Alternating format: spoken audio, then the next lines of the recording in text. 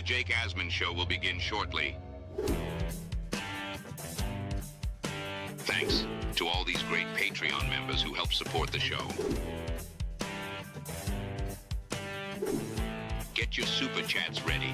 Jake will be here in just a moment.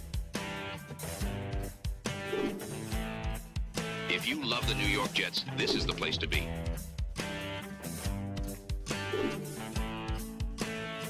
And now, the Jake Asman Show.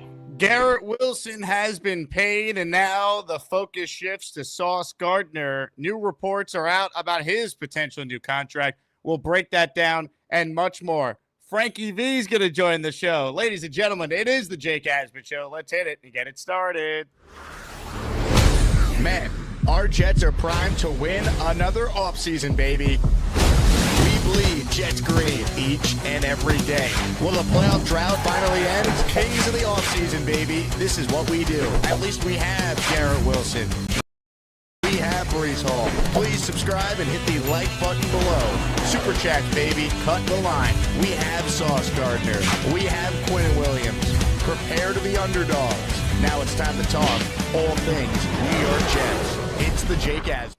Here we go. Here on a Tuesday, Garrett Wilson has officially been paid. We will break that down and much more. Also, stay tuned because coming up is the first ever Azzie Awards. From now until we wrap up all 24 awards, one per show, we're going to be dishing out a new category every day that you, the Asmaniacs, will be voting on. And our first one today, when the polls open in just a bit, will be the Rumble of the Year award, the Azzie for the best Asmaniac versus Asmaniac Rumble. So stay tuned for that. It's going to be epic. And I am, of course, the host of the first ever Azzie Awards. Ladies and gentlemen, let's talk some Jets. The co-founder of uStadium, a good friend of the show, and sometimes an enemy of the Asmaniac community, Frankie V joins us now. Frankie, appreciate you hopping on. Jake, thanks for having me on, man. I just want everyone out there to know we did not plan for me to come on after Garrett's extension. We did not plan for this. We were supposed to talk about training camp and preview the season. But great timing, man. I'm ready to go, baby. Thanks for having me on, man. Sauce up next. I know you're excited about that.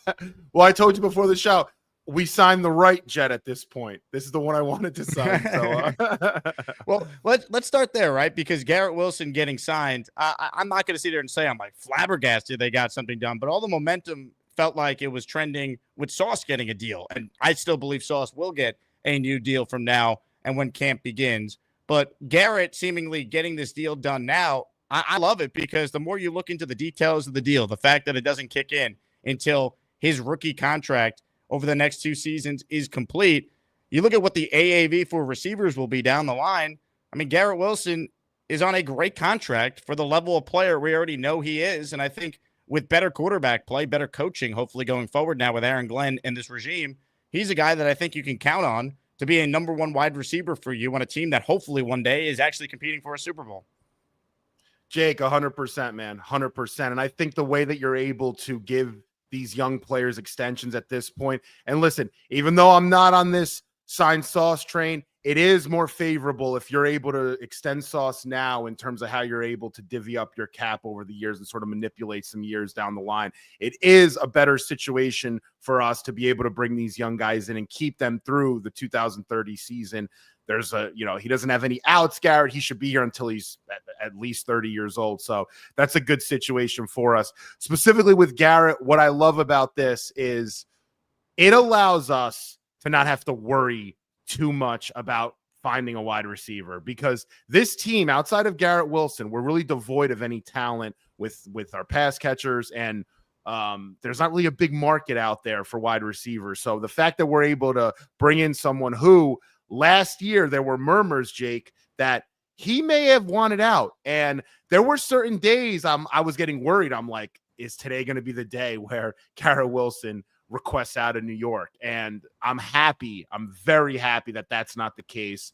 We should all rejoice. It's a great day to be a Jets fan. It feels like things are sort of back to normal, like we're winning the offseason again today. This was a great move by Glenn Muji, by the Johnsons. I'm sure Tanner had something to do with it, the wide receivers coach who's been there for years. This was very, very important because you could not afford to lose Garrett. There was nobody really there that you can depend on as a pass catcher or that has that upside. So Garrett being here allows Tanner to run his offense, being a new, young OC. It allows the offense to sort of find an identity with Justin Fields and Breece Hall, maybe Isaiah Davis and some things they want to do back there. It just opens everything up for everybody this year and for, years for future years if we have a rookie quarterback or however that situation plays out. So crucial move. Very, very important. You look at the receivers that are going to get paid over the next couple of years. I mean, Garrett at 32.5 AAV 2 years from now, when we already have receivers making over $40 million, I think it's going to end up looking like an absolute steal, like a total team-friendly contract. And look, Garrett wanted the security, right? $90 million guaranteed is $90 million guaranteed no matter what. Plus, with the money continuing to rise, the cap going up in the NFL, wouldn't surprise me 3 years from now if Garrett and the Jets work out, an extension or a way for him to earn more money. But you worry about that down the road. The bottom line is you got one of your cornerstone players who, if he remains a Jet for the most amount of time possible, has a chance to break maybe every record in franchise history, certainly can challenge Don Maynard's records in the history books of the Jets. You look at Garrett's first official comments on the deal. He took the Twitter this morning. That. Yep. Tweet, man. Jets green has been running through me since the day they drafted me. Despite the ups and downs, the faith is mutual. That means the world to me. Excited to start a new version of the chase next week. So let's go. Garrett Wilson is officially locked up for the next 6 seasons with the New York Jets. To celebrate, yesterday we gave away a signed Garrett Wilson helmet. How about at the end of the show, a signed Garrett Wilson photo? It includes a certificate of authenticity. So get the membership or send in a $10 super chat or higher, and I'll add your name to our daily raffle for a signed Garrett Wilson 8x10 photo once again at the end of the show. Big shout out to Ryan McCarthy, who gifted a channel membership. He enters the signed Garrett Wilson photo raffle. And G-Man the Prophet with this $10 super chat, he's in the raffle for 2, and he says, I'm feeling fantabulous. The new regime has come. All rise. By the way, I'm wearing the Judge jersey, Yankee fans, for the All-Star game later. All-Stars actually wearing their team's jerseys tonight. What a concept, by the way. Thank God. Their own club's uniforms. So I'm rocking the Yankee Road jersey for Judge later. But as far as what G-Man's saying, I think he represents how the fan base is feeling. Like, this is some real positive news that makes you feel like, hey, maybe we have a smart GM, a smart head coach, being proactive, getting a deal done, sending the right message to the locker room. You pay Sherwood, now you pay Garrett. They said they wanted to keep good young players as Jets. They're 2 for 2 doing that so far. 100%. And I think we don't realize really how good Garrett Wilson is and how much ascension he potentially has in his game. There's a stat that I keep going back to with Garrett Wilson. He is one of 5 wide receivers in NFL history that in his first 3 seasons has had at least 80 catches and 1,000+ yards. One of 5 in NFL history. The other 5 are Jamar Chase, Justin Jefferson, Michael Thomas, and Odell Beckham Jr. Now consider the quarterbacks that those players have played with. Michael Thomas played with Drew Brees. Justin Jefferson played with Cousins and Darnold. Jamar Chase plays with Burrow. Odell had Eli. Who is Zach Wilson? There we go. Who has Zach Wilson played with? Garrett Wilson. Garrett Wilson. He's played with Zach Wilson. Zach Wilson played with Garrett Wilson. It's mind-boggling to think that this kid was able to do what he did with the level of quarterback play that he's had to deal with and the lackluster bottom 5 offenses he's had to endure. And I'm so happy we signed this kid, and I'm so happy for him. And again, I am a little surprised because I thought, and I was talking to some people last year, Jake, I thought he was going to want out.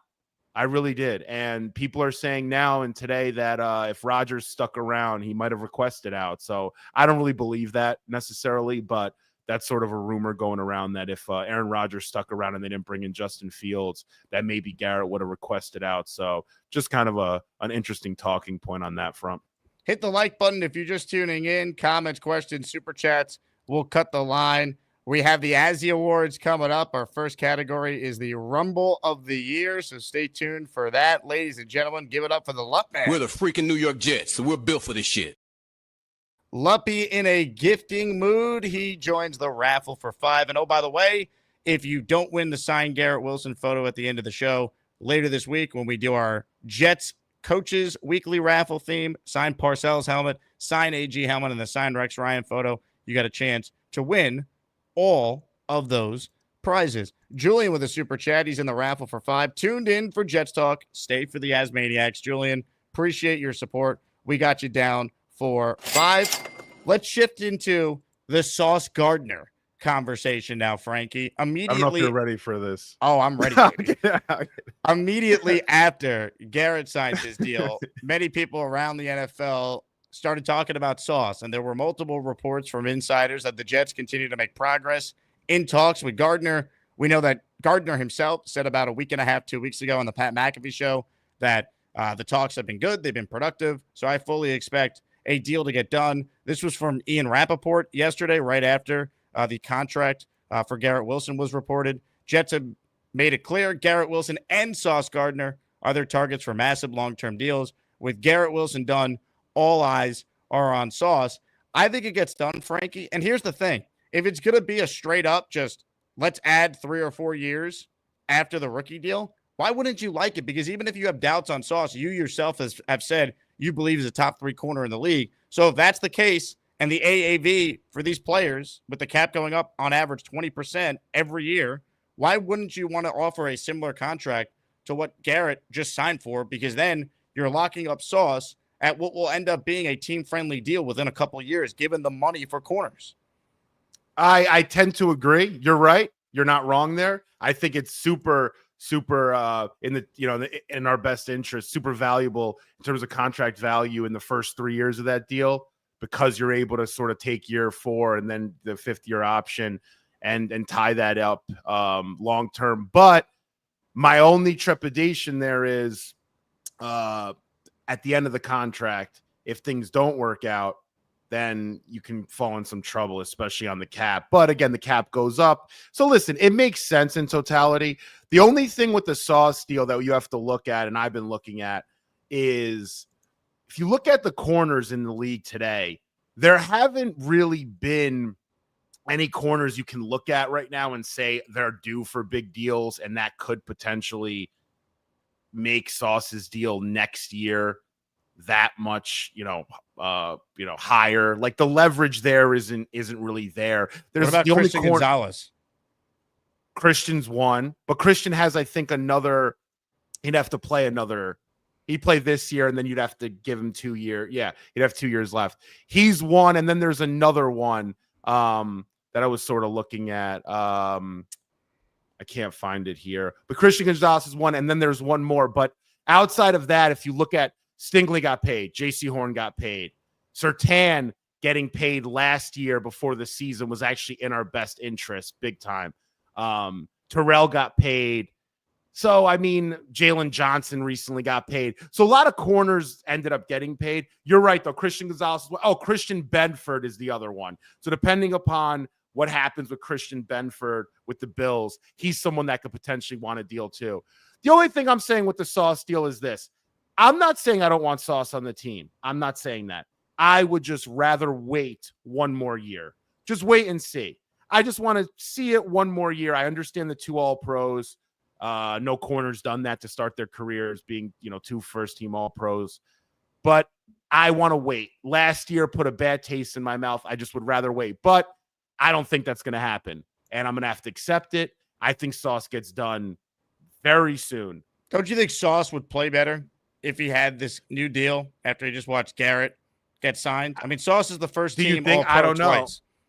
You think he would play better if he got? I mean, I think it's great for the locker room, great for the vibes of the fan base. I think it sends the right message. Yeah, it would be a little strange if he doesn't get paid. I could see him, if he doesn't get his deal this year, not holding out, but potentially giving the team some issues there, because why did Garrett get paid and I'm not paid? I do like the idea. It sounds good for them both to get paid at the same time. However, there's something there, Jake, where we would be the only team that's locking up 2 players 30 million plus. I know that's a stupid stat because the cap keeps going up every year, but we would be the only team in football that locks up 2 players for 30 million plus that are non-quarterback. So I'm just saying. Do you believe in Aaron Glenn? I believe in what I've seen so far. Yes. Do I know what he's going to do as a football coach on Sundays and in-game adjustments? I don't know yet. But so far, I've liked everything I've seen. Do you think Aaron Glenn, as a former corner, makes it a really good match to maximize Sauce Gardner's top ability, which we've already seen at his best? He's the best corner in the league.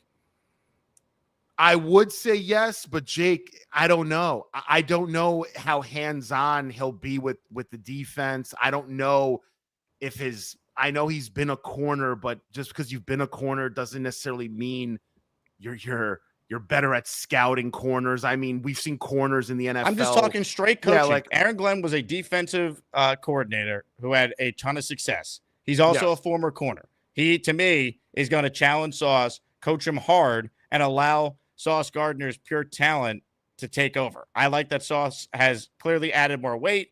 He's had a really good offseason as far as attention to detail and getting better.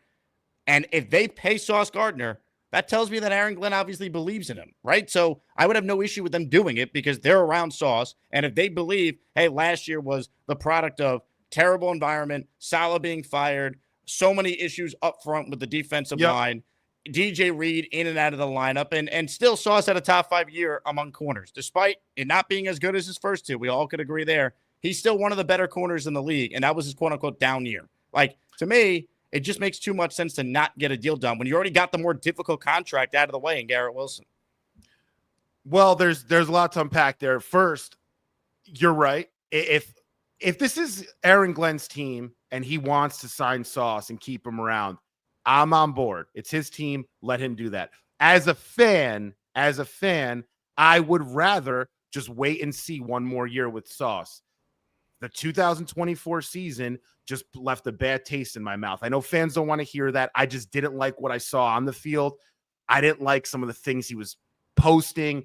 I wasn't a fan of what I saw from Sauce last year. I like Garrett's approach this offseason, Jake. He doesn't say a thing. There's really no murmurs about a deal. He's not doing podcasts. Not that I care about that. That's totally fine. Totally. Yeah, but what has Sauce said this offseason that's been bad? Nothing. He said nothing that's bad. He's been more vocal about his deal than Garrett. Well, he's been asked about it. He's on the McAfee show and he's asked about the contract. So what does he say? He says talks have been productive and he wants to stay a Jet. And he's been outspoken on that from the beginning. Yeah, he's posted some stuff. He posted an Instagram, which I thought was the day that they were going to sign that extension. He goes, generational wealth coming. And I'm fine with that stuff. There's no problems there. Don't make it seem like that stuff bothers me. I'm just saying, with Sauce, considering how his play was last year, I would rather, as a fan, want to wait and see one more year, given there's 2 years left on his deal. That's just me. I look at this more on the rebuilding spectrum than I do the retooling spectrum. You know that. I've said that a million times. So due to that fact that I'm more in that rebuilding mode, I would rather not tie up money right now where you don't really know where your leadership's coming from. You don't really know how this defense is going to look. Things might change. That's not to say I don't want Sauce around. And I do think you're right saying that it's more favorable to do it now than maybe even to do it next year if the money goes up. Although you have Christian Benford and Gonzalez maybe up for deals that could swing the pendulum there, although I don't think it'll be too much. But I'll say this. The last thing I'll say about this situation with Sauce, I think, and I've heard that maybe he's not looking for $1 more more than Derek Stingley. He's looking for significantly more than Derek Stingley, and he has the accolades to say that. So I think that's what's causing more of a hiccup in this negotiation than people would have thought. Because you're right, it did seem like the Garrett deal would have been easier. But when Sauce's camp's coming out and saying, no, we don't want $1 more than Stingley, we might want $10 more more than Stingley, quote unquote. I'd offer the same contract Sauce got or Garrett got, and see if that get it done. I would have no problem paying Sauce Gardner 32.5 AAV when the AAV money wouldn't even kick in for 2 more years. You would still have Sauce on the same rookie contract that Garrett's playing under. The 4th year of the deal, the last year of the rookie contract, plus the 5th year option, which was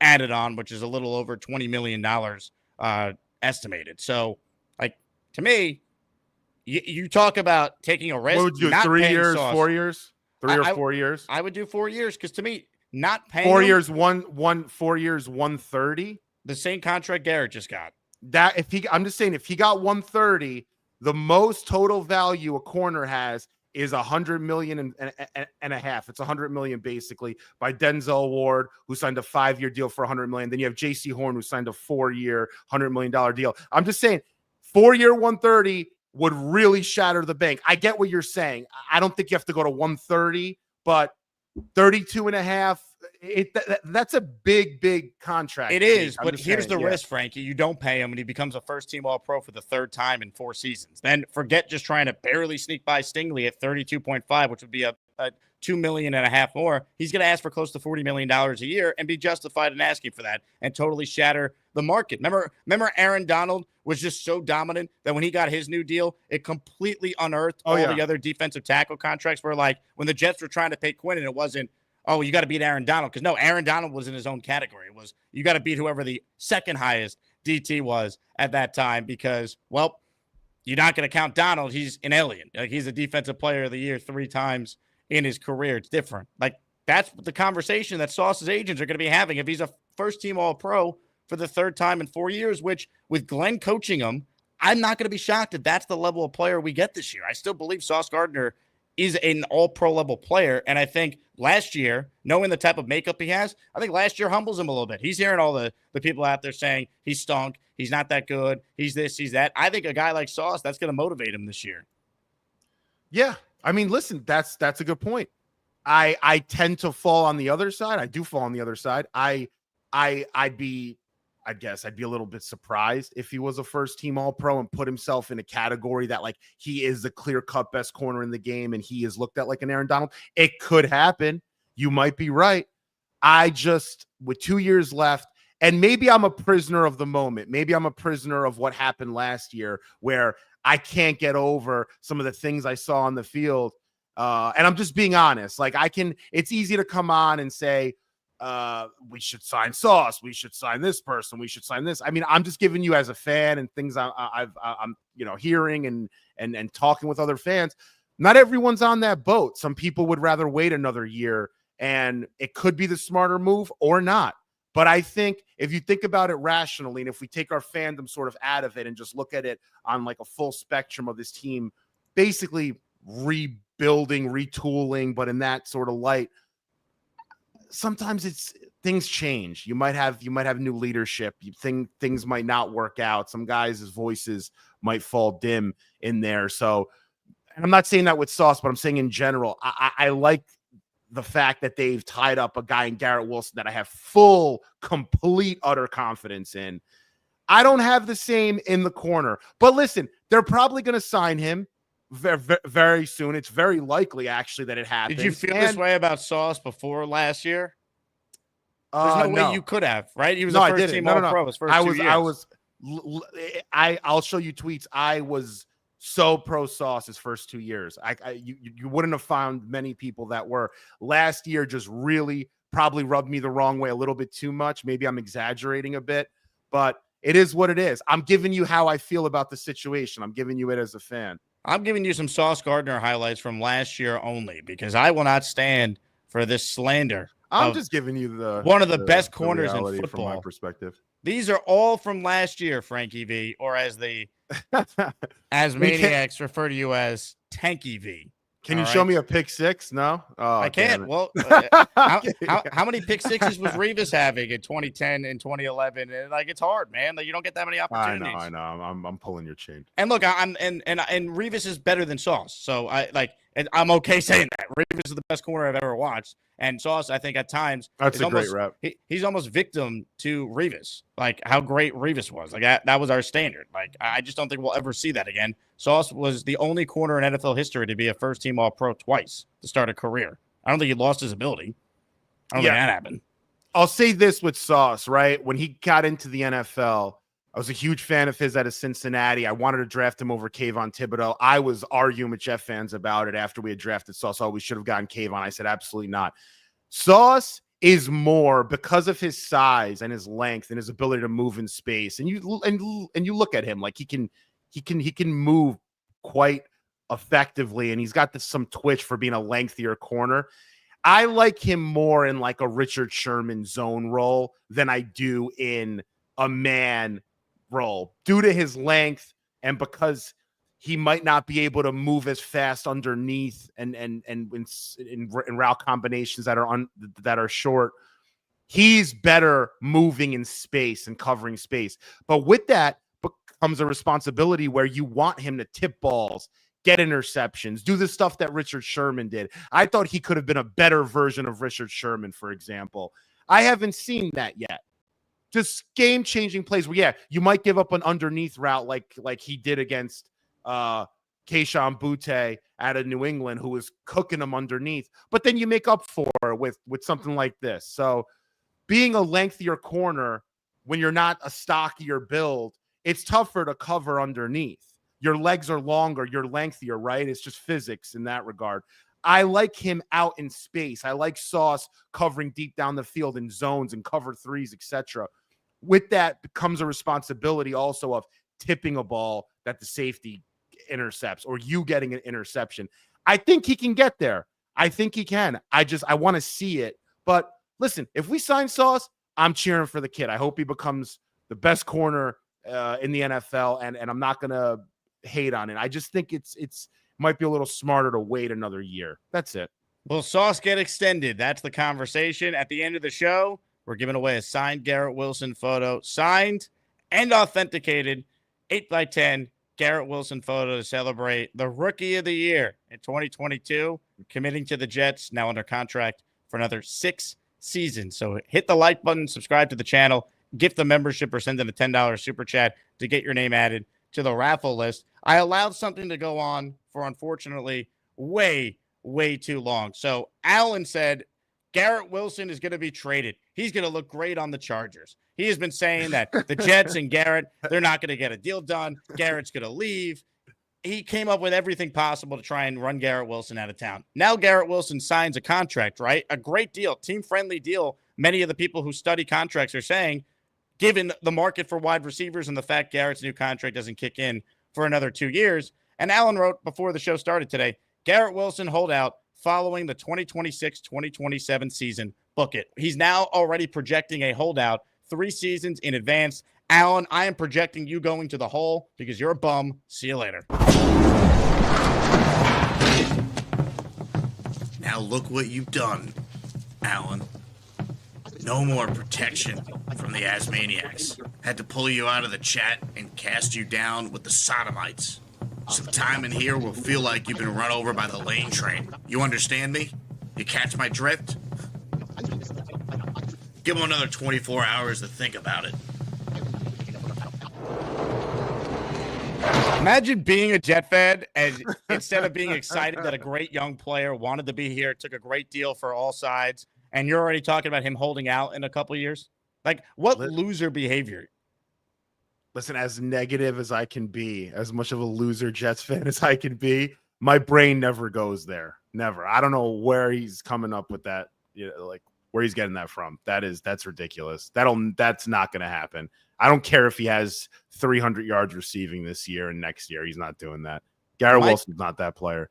Michael Reptard checks in. Sauce shouldn't be signed. He's trending down year over year. If you look at the numbers, he's only contributed 3 picks in 3 years and goes on Twitter to shift blame on teammates when a bad play occurs on his side. This is the most overdramatic super chat I think I have ever seen. He's trending down year over year. He was a first-team All-Pro his first 2 years. He was still a top 5 corner in coverage this past year. We just showed you highlights of him playing well. Let's not act like because he didn't have interceptions, he's not great. Darrelle Revis didn't have a ton of interceptions either. That should not be used against him. Watch the games, man. Sauce was not great last year for the standard he set. He's still very good. If that's his worst year as a Jet, you're going to be thrilled with that. Like that was still very good corner play relative to the rest of the league, and there's stats that back that up. So come on, man. And then he blames teammates. Teammates love him, and I think he's going to be voted a team captain this year. So I think that's crazy talk here. You might agree, Frankie. You probably are like, yes, Michael Reptard, I love you. Please kiss me on the lips. I'll say this. Last year was a down year for sure. And Jake, where you're saying that, and I don't want to argue about this, but where you're saying that he was top 5 in coverage in terms of being targeted, when he was targeted last year, he did struggle a little bit. And the only thing with Sauce that bothers me, there's one thing or bothers me that I'd like in his game, and I think he can get there, is game-changing plays. Agreed. I think that's fair. punch a ball out, get an interception, get a pick six, do things that Charles Woodson did. Now, again, we're comparing him to these top corners that are some of the best all time. I just want to see that. I want to see a moment where I'm like, damn, this guy, he doesn't need the offense to even score a few touchdowns. He's bringing it back. He's doing stuff that, Deion Sanders did one time. I'm not asking for it once a month. I'm asking for it once a year.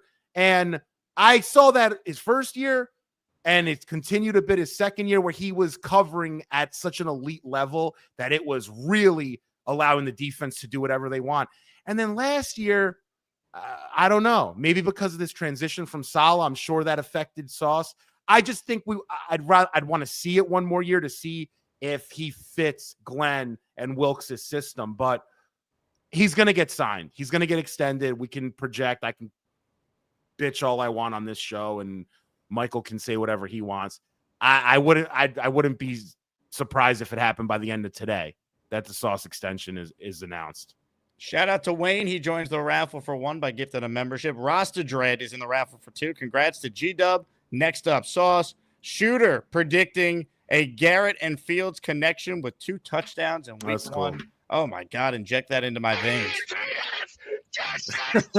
Let's go, Shooter. I got you in the raffle for 2 as well with your $10 super chat. Luppy says if we pay Sauce, there will be 2 number 1 draft pick signings in the same year. Did the Jets ever do that? Probably not. Probably not in their history. Now, the rules are different now with the CBA than they have been. Like, it actually behooves teams to pay guys early than wait, whereas in the past, I feel like you'd never see guys get paid after just 3 seasons on their rookie deal. But the cap keeps exploding at such a huge rate that the money for these guys keeps obviously going to crazy rates. I mean, you got guys in the NBA making over $70 million a season now. We're not that far away from a $100 million a year player. So, Brandon Ayuk got $30 million last year. If you think Brandon Ayuk's anywhere close to Garrett Wilson, DK Metcalf, say what you want, he's the 4th highest paid receiver in the NFL. Is DK Metcalf better than Garrett Wilson?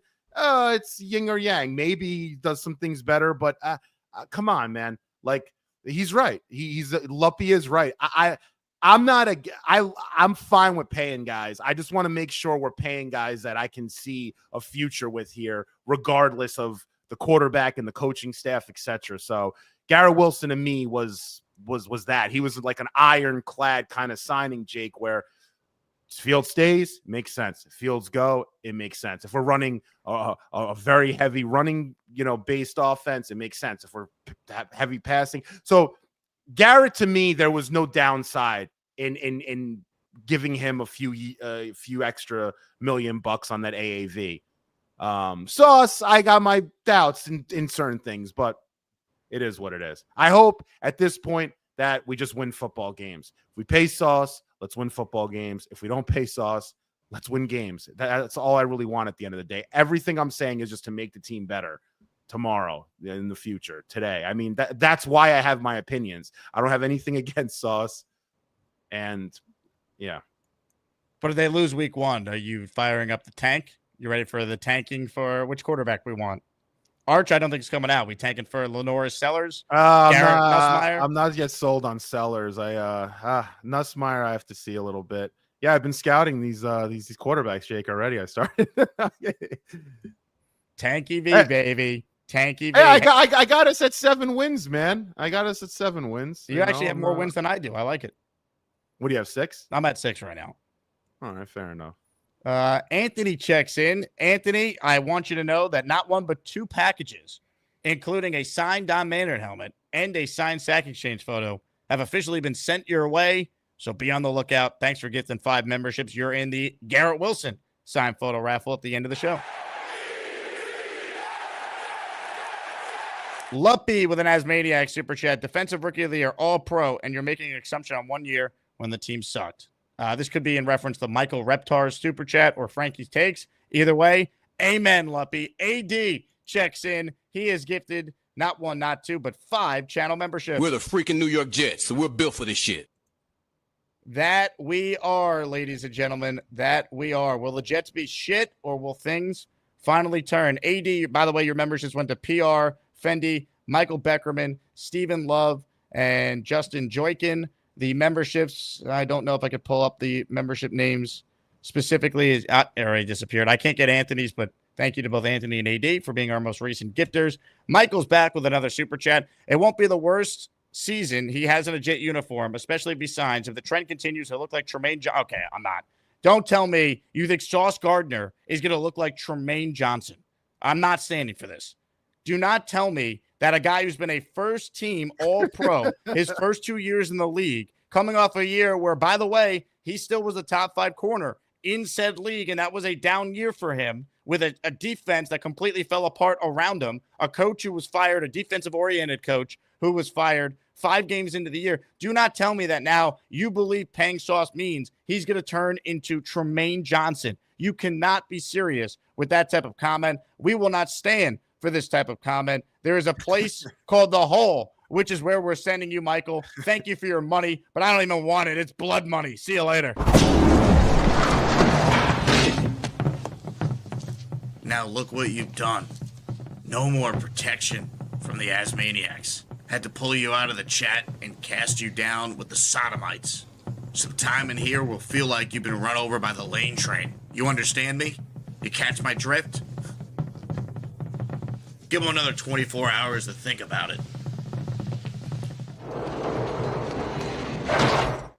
What are we doing here? We're going to say Sauce is Yeah, Tremaine Johnson? I'm not with that super chat. Don't even associate me with a tenth of that one. That was, now, Michael, you are still in the raffle for all your entries. It would be kind of funny if we have our first ever winner from the hole in an Asmaniac raffle. 6 Rings might have been in the hole the day he won the Mosley jersey, but I don't remember. Maybe Boomtown has the stats on that one. But anyway, yeah, come on, man. I mean, you could be down on Sauce. That's fine.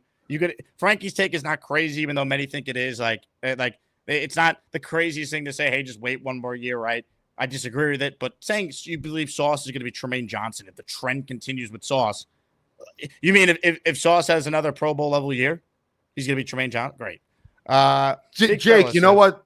Do you know what I've seen though? I've seen that fans that think the team's rebuilding are a little bit more hesitant on signing Sauce, and fans that think the team is retooling are more gung-ho on signing Sauce. That's what I have seen. Like, I've done a little internal study myself where I've talked to fans and listened to what fans think about the Sauce deal. Retoolers, sign them. Rebuilders, wait another year. Well, what does rebuilding really mean? Like, this team, if they get good quarterback play, can win 9 or 10 games and make the playoffs. Is that a rebuild year?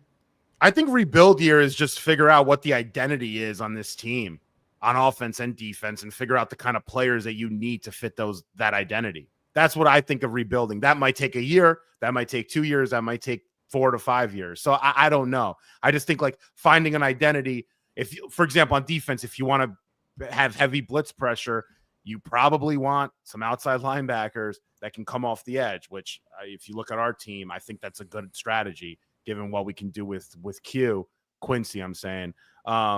So there's just things that we might want to do that fit certain players and don't fit others. I actually do think Sauce in a heavy blitzing scheme could be good because you're not necessarily having to put him in man-to-man situations, and you could have zone blitzes, but him being in a zone, you got to make a big play. It's like this bend but don't break mentality. You got to have that as a corner. I want to see him really shine in that role. Now, if they pay him, he might shine in that role, and I sound like an idiot, but I want to see that. What is our identity on defense, and does Sauce fit? On offense, to me, Garrett can fit anything we want to do offensively, and it would work. We've seen it. He's played with the worst quarterbacks I've ever seen in my life. Those 7 quarterbacks he's played with are awful. The offenses are terrible. Garrett, to me, it's going to work regardless of what we do offensively. Sauce, I'd want to wait a year just to see what Glenn and Wilkes want to do. That's my opinion, though. That's the only thing. But is your opinion Sauce is still a bad teammate? That's from the big fella.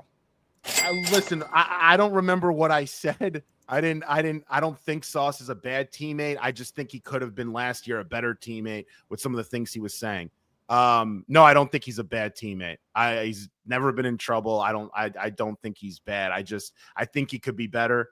I think he could. I don't know. I think he can do some things in the Garrett Wilson mold that I think will fare better for his career. If you want that opinion, hit the like button, ladies and gentlemen. Felix Campos has gifted 5 memberships. If you're tuning in late, we're giving away this signed Garrett Wilson photo at the end of the show. Felix, you're the man.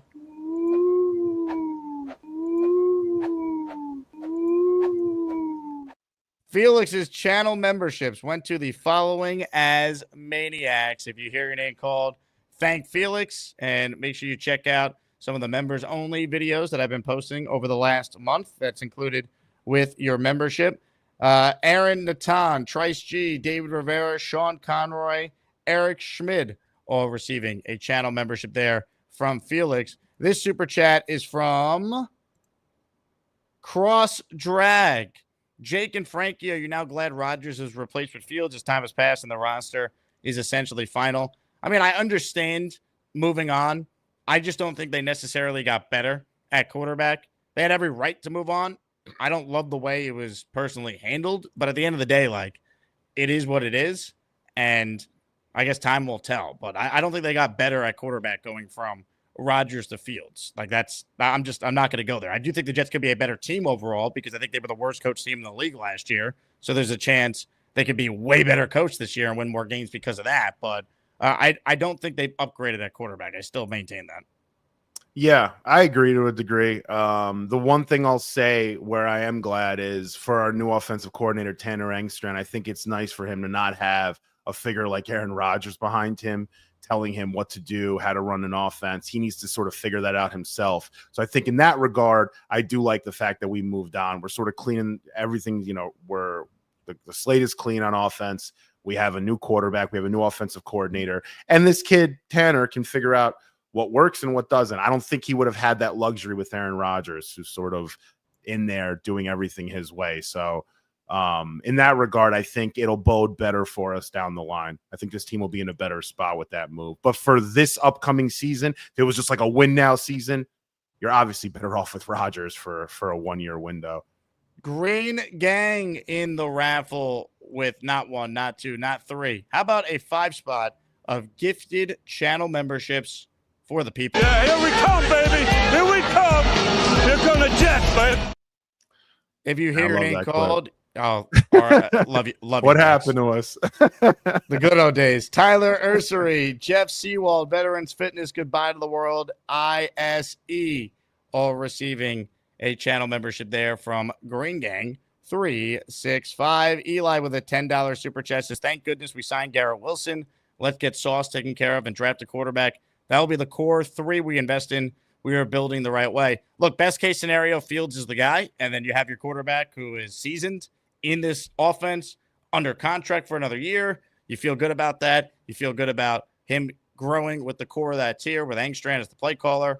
Worst case, he's probably your bridge next year as you get a rookie ready to play. Like, this is truly a 1-year trial for Justin Fields. Yep, I agree with that. And I think if you're looking on the defensive side, I think we need to identify a pass rusher. We need to identify an edge player that we know is going to be there year in and year out. I think it's going to be Will McDonald. I'm super excited for him this upcoming season. I want to see how he builds off his sophomore year. I think he will. I think Will McDonald could get there. But if this team can get a really quality pass rusher, let's say Jermaine ends up developing out even more and is able to recover from that Achilles, that'll be a big difference maker on this defense, especially with the Wilkes-Glenn sort of aggressive style of D that they like to run. I want to see that, Jake. I think that's part of this building process. Offensive line we've spoken about, quarterback, receiver, Garrett, Sauce, pass rusher is very important here. I want to see, who is it? Is it Will? Is it Jermaine? Is it somebody else we can identify, we could draft? So that's something that I want to see. Did I miss a super chat here? I don't think I have. All right. That means I want to address something. Just one thing. Okay. My bad teammate comment about Sauce. I remember this. They want to pull up receipts. I'll give it to you. I have it mentally stored. My memory's not that shot. What happened was this. We were talking on your show, Jake, the last time I was here, about when Sauce tweeted about the McBride tackle, the missed tackle, right? Basically what I said is, yeah, he's a bad teammate for tweeting that. That's what I meant. Like, tweeting that to me makes you a bad teammate, but I wasn't a justification or it wasn't a clarification like, oh, he's just a bad teammate in general. I go, that's what bad teammates do, is say stuff like that. So that's what I remember. Just to bring that up before things get taken out of context. So Sauce did not take your lunch money in elementary school? No, but I had people who did. No, I was too big, dude. I don't think many people did. I might eat them if they try. Dan writes in, uStadium, more like you stinky dumb. Well done there, Dan. Frank says, I still can't figure out memberships. I'm on YouTube, and if I click the money icon, it doesn't say anything about memberships. Frank, make sure you're on a laptop or desktop, because Mr. Tube still does not allow iPhone users to gift from the phone, which is why we allowed people to send in $10 super chats or higher to join the raffle, but we prefer you to gift the channel membership so the entire community can benefit from the gestures.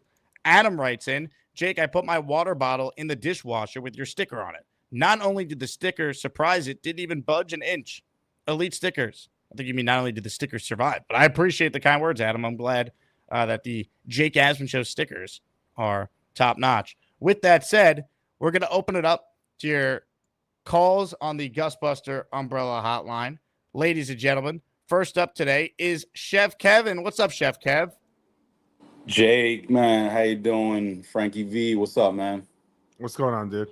Nothing, man. You know, another beautiful day. I'm happy that we got our guy Garrett locked up, man. I've been saying it. It's important to get him before training camp. I've been saying it, man. I'm really happy, really proud. The organization right now, they're doing the right thing, man. You know, we can slice it however you want about if it's like an overpay or whatever.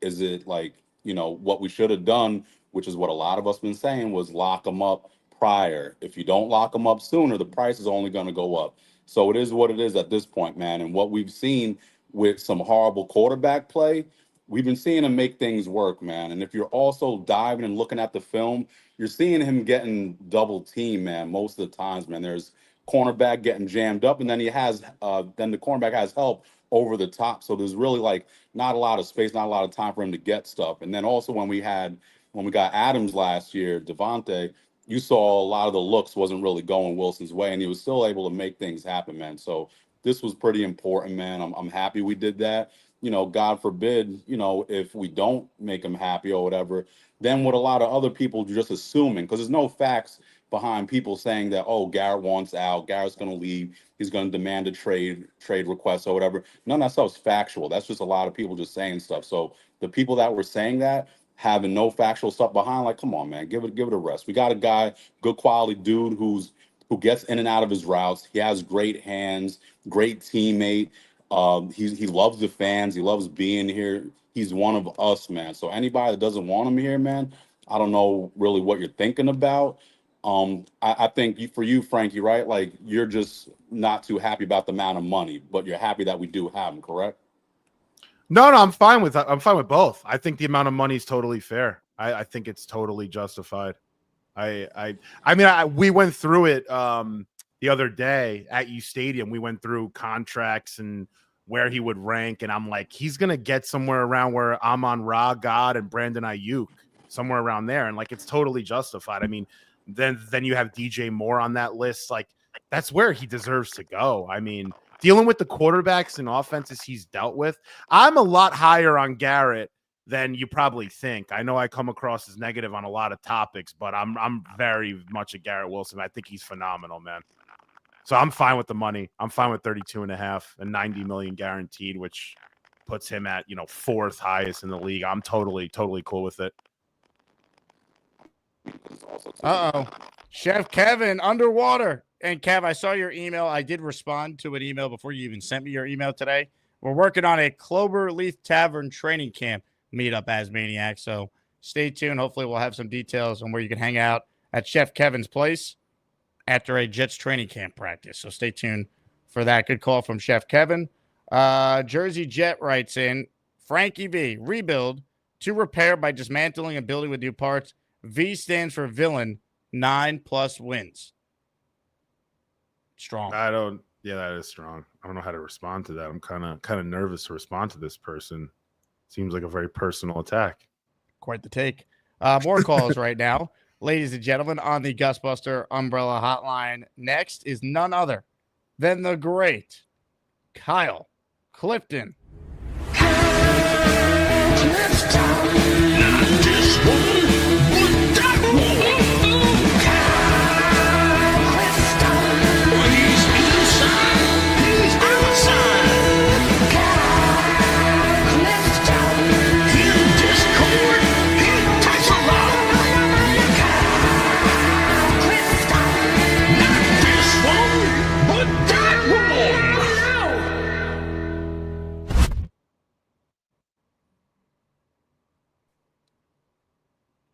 Will Kyle figure out the mute button?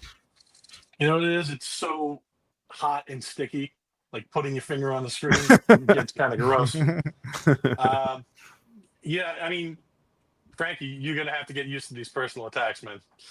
No, it's fine. I'm already used to it. Trust me. Don't worry about it. Because, you know what I'm here for. I'm coming at you, bro. Go right ahead. Open floor. the whole idea of waiting to sign Sauce is ludicrous, and here's why. You're basically betting that he's going to play worse than he played this past season. You might as well just trade him if you're going to wait, right? Because what do you think you would get for Sauce? Do you think you'd get a better package than what we got for Jamal Adams a couple of years ago? I think so. I think he's a markedly better player, a markedly more useful player. Like I think that the asking price would start with 2 first-rounders and a third rounder. So why we would wait to sign this guy and get him under control when we have an idea of what the cost should be, and like we're saving money. Like if he goes out and balls out this year, you're talking about the low 40s where AAV with this guy. So are you sure about that? Low 40s. Look up cornerback contracts. It would. I doubt it would be low 40s. I actually am pretty confident. I get what you're saying. It will not be low 40s. I'm telling you, Kyle, it will not. Contracts never jump where in 1 year an AAV will go up 10 million plus on one position, where the second at that position is at 25 AAV. You have 30 million AAV, 25. You're going to get low 40s next year. I highly doubt. I'm just throwing that out there. I'm not trying to cut you off. Totally a new landscape. Everything is wildly expensive. These players know the cap goes up year after year. There's absolutely no way that if he goes out and makes the first team All-Pro next year, that he's not going to say, they doubted me. I'm going to want to get paid, and I'm going to want to get paid at a level that resets the market. That's all I'm saying. Yeah, if he resets, listen, in my opinion, I think if he balls out this year and he's not under contract, I think next year with Christian Gonzalez up for an extension and potentially Christian Benford, I think he could say, I want 35 million, and them all come in at 34, 33, and 35, something like that. I could see that situation, but it's not going to be anything that significantly much higher than it is right now. You'd pay him 32 million AAV right now. I don't see it going higher than 35 next year. I just don't. But okay, listen, you believe in the kid. Let's assume that you are correct. Yeah. Let's assume you are correct. What do you think that the downward effect in the locker room would be if we let this guy, who's beloved, by the way, just hang out there without a contract for yet another year, right? And then we're going to nickel and dime him in 2026 when we try and sign him to a deal. What you're doing is risking alienating him and saying, these guys don't want me, I'm going to go somewhere else. And he is a premium player at a premium position. That's my point. Yeah, Kyle, the thing is, I kind of come from another thought there, though. Like, he has 2 years left on his deal. I mean, it's not like he has a year left. He has 2 years left. So it's not pressing. I get it now with the Garrett situation.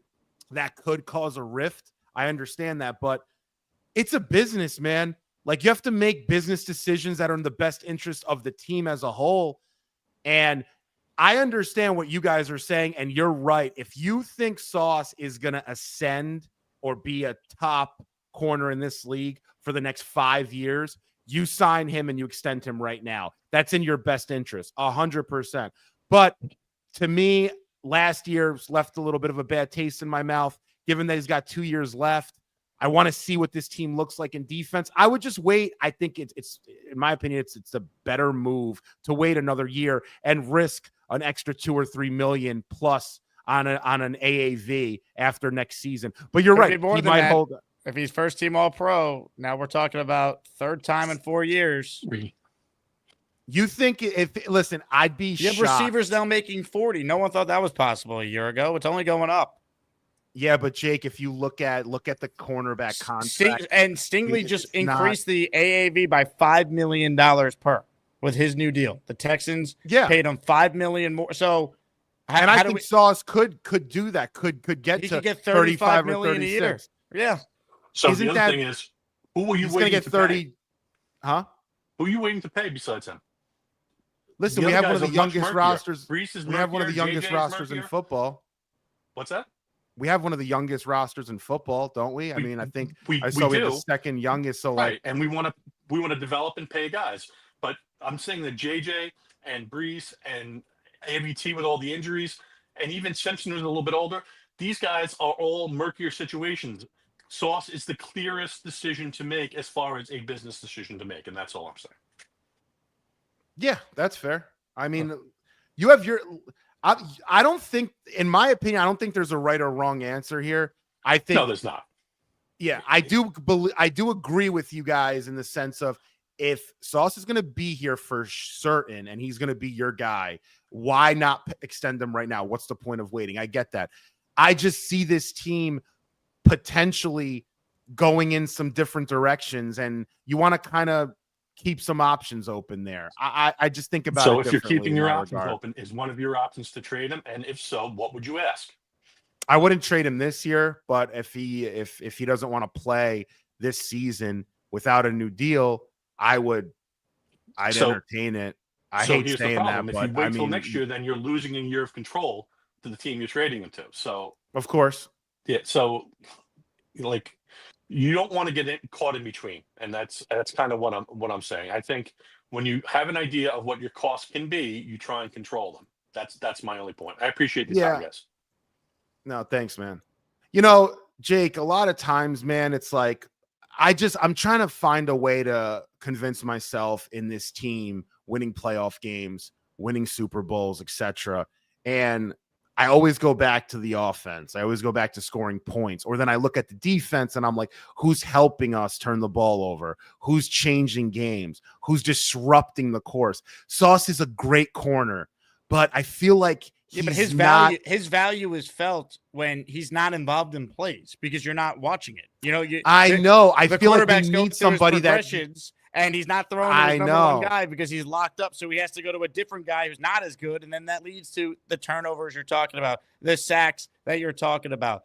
That's what elite corner I just play wish does. we saw it a little bit more, Jake. I just wish you did his first 2 years. They had a top 3 defense in the league. I wish we saw more disruptive plays.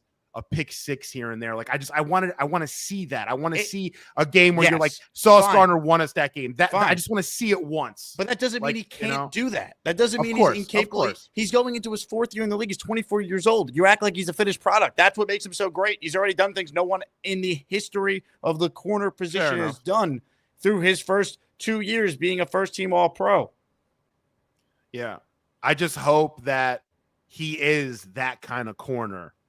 You know, I hope he has those instincts. Some players have those instincts, Jake. Look at Tyrann Mathieu. Regardless of where he was or who he played with, the ball always found their way in his hands. He had the instinct. He could sniff it out. Ed Reed did the same thing. Charles Woodson. Some guys just have. These are safeties. We're talking about a corner. Yeah, Richard Sherman had that as a corner. Ty Law had that. There's certain corners that just get it on the interceptions front. And I'm not saying interceptions is like the baseline for corners. I just know that our offense struggles where I want a corner. If we're going to make them like the premier corner, I just would hope they would at once in a blue, just like say, oh, I don't care how many points we're scoring. I'm taking it back. You know, how many interceptions did Revis have in 2010? What do you have? 3? 0. In 2010? In 2010. I don't remember. Because teams didn't throw to him anymore. Yeah, but Revis notoriously was one of the corners that, like, he never, ever got targeted. That's been Sauce. There's stats that back that up. So Revis is a better player. Revis did take advantage when he was thrown to. He did make more plays. And I think that's fair to say, hey, Sauce, now in year 4, we was need you to come up. 2010 was the season Revis, played what? He missed a few games, didn't he? Wasn't that Darrell like Revis in 2010 played. If I recall. He played in 13 total games that year, 13 of 16. Remember, he didn't play week 1 against the Ravens. Yeah. Okay. The year before, I think he had 6 and then 4 after. Got it. Yeah, that was 0. Got it. Yep. That was a weird year for Revis. He Dylan with a great take. Interceptions is a scheme thing for corners. If he turns his head sooner, he'll get picks. They're going to play a lot more man coverage where he's going to get a chance to hopefully make more plays on the ball this year. I understand. No, I mean, listen, I said this about Sauce, and I've said this a million times. If Sauce was on the Texans, the Chiefs, the Chargers, I think they should pay him. For us, I don't know where this team's going to be. See, I think this point is terrible. Don't know. This is why you do pay him. Justin Fields is the cheapest quarterback that's not a rookie starting in the league. He's under contract for next year as well. If it doesn't work out with him, a rookie quarterback is coming in who's not making a whole lot of money. This is when you do pay your core. He's 24 years old, Sauce Gardner. You pay him now. You do the same thing that Garrett just did. That Sauce Jake, but what about What about Jake, who? Financial flexibility. They have it. That's the whole point. They have financial But Jake, when you start signing guys to 30 I start plus signing million, all pro corners, that's a great move. Love doing that. Look up anyone's salary cap sheet. Any team, you're not seeing 3 or 4 the Eagles guys pay all their guys. Because the Eagles have guys on early deals, and they elongate contracts. That's what we're doing here with Sauce. That's the point. But the Eagles have been winning. The point. That's the Eagles what they just did with Garrett. The Eagles do that because they've been winning, though, Jake. They make the playoffs every year. The Jets are trying to win. That's the whole point. You need good players to win, Frankie. Good Jake, I want to start seeing us win, and then I'm down with these early signings and stuff. The Eagles do that after the fact.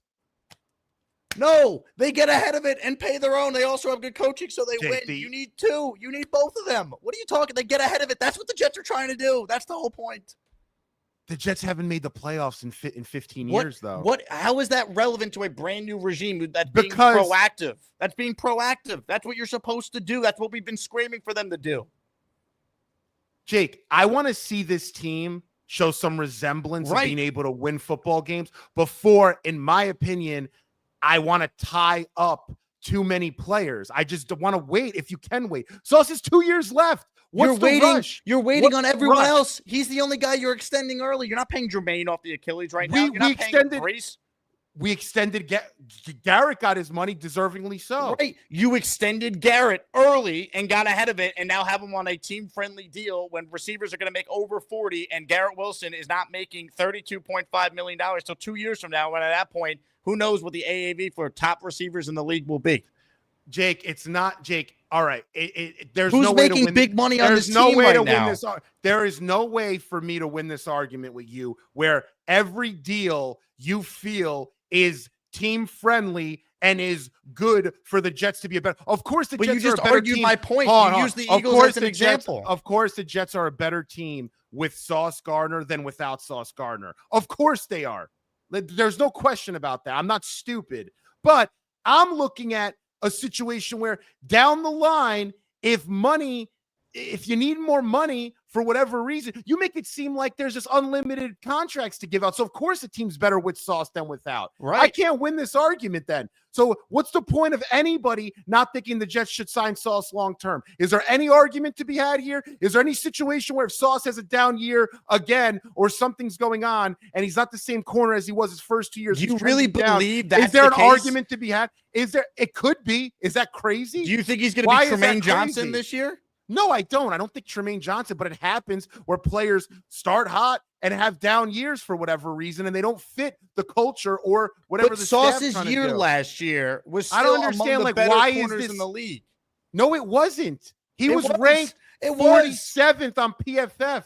He didn't get targeted. He didn't do anything. God. He didn't have Sauce one Gardner. interception. You ready for some stats here? Sauce Gardner has played 48 games in the NFL in his career. In 39 of those games, that's 81%. He's allowed under 35 yards, which is the average for a starting corner with the amount of snaps that go into it, right? So in more than 4 of every 5 games, Sauce has allowed fewer yards than the average NFL corner.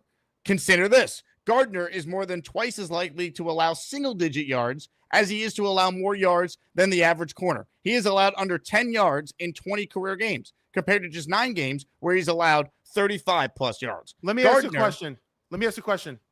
Oh, sorry. Finish. My bad. I'm comparing him now to Patrick Surtain. Surtain has allowed under 35 yards in 44 of his 65 career games. That's 66%. Derek Stingley has done it in 22 of his 37 career games. That's 59%.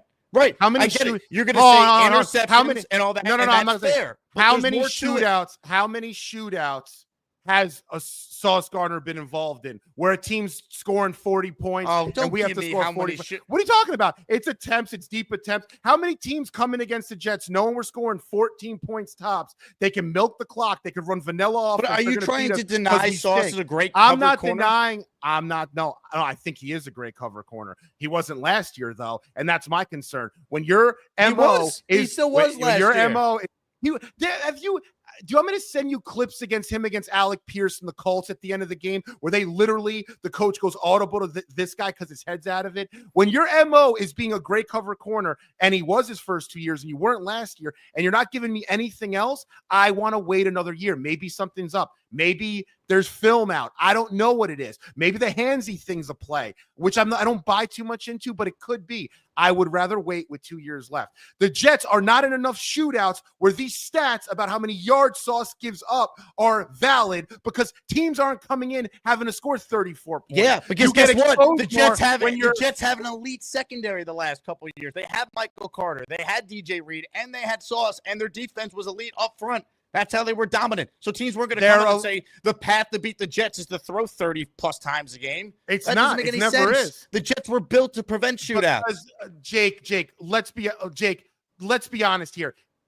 There's a give or take on both sides. You think teams don't come in and want to throw the ball against the Jets because they don't. But they don't. No, they don't have to. They don't have to. They don't have to risk turning the ball over. The more you throw the ball in football deep, the more chance you have of turnovers. It's analytics in football. The more you run the ball and you play it slow and steady, you could beat a team like the Jets that'll beat themselves with Zach Wilson's out there. But you're saying you could come up with whatever fakakta argument I'm you not. want. It's just it's what it is. I watch the games. But at the end of the day, if you still think Sauce Gardner is going to be a top 5 corner in the league under Aaron Glenn, I'm paying him. Why'd the Panthers just pay J.C. Horn?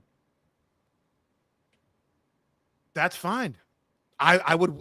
Sauce has been better than Derek Stingley. He just got paid. Was that a bad move by the Texans to pay their own?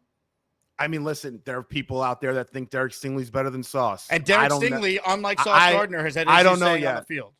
How are we making – I don't understand how we're making proclamations on any of these corners, in my opinion. I'm just saying this generally outside of Sauce. I don't know. Then why are you fine paying Garrett? Because Garrett's been a part of nothing but losing since he's been here. How is it different with Sauce? Because I think the stuff Garrett Wilson's had to deal with this offense and this quarterback play, I am stunned that he's even able to continuously get that 80 reception, 1,000-yard season continuously over and over again. And he doesn't say anything, and he does all the right things. Love his energy. Love watching him speak. I feel like he's a Jet. I love Garrett Wilson. I have no issues paying him. I think the defense can go in a bunch of different directions. That's my opinion. Who had a good year on the defense besides Jamie and Sherwood last year? Everyone had a disappointing year. Where's your criticism for Quinnen Williams? Where's your criticism for Quincy Williams? These guys were first-team All-Pros. Where have they been? Quinnen had a decent year. He had a decent year, but not for the standards we set for a guy that the Jets were paying coming off a first-team All-Pro season. Sauce did it twice. Yeah, and last year was an abomination of a season for his standard. For his standard, yeah, it was terrible. It was a down year. And it was terrible. And where would he rank in the NFL? He was outside of the top 40 on PFF. Why didn't the PFF? Wait, you guys go by PFF all the time. We can't go by interceptions. He had one. We can't go by fumbles recovered. I go by one. I go by we the can't go by coverage fumbles stats. forced. I go by none. yards allowed. Oh, okay. I just gave you those stats. Yards allowed. So From why Next didn't Gen. PFF give him a higher rating then if his yards allowed were so low? Why'd they give him a 70 last year? I which watched is 47th? the games, Frankie. So as do I. you. I watch every You're game. trying to tell me that there were 47 better corners than Sauce last year? You I actually didn't believe say that? I didn't say You're that. referencing PFF though, and for your argument. I did not say that. So what I'm are giving you saying? That's the point. Make a point and stop moving the goalposts. I'm not moving the goalposts. Last year was alarming to me for a cover corner. Was very alarming where I want to see it for one more year, given that he has 2 years left in his contract. Is that so crazy? I think you're nuts, but I appreciate you. Okay, I'm nuts. I didn't want to do this today.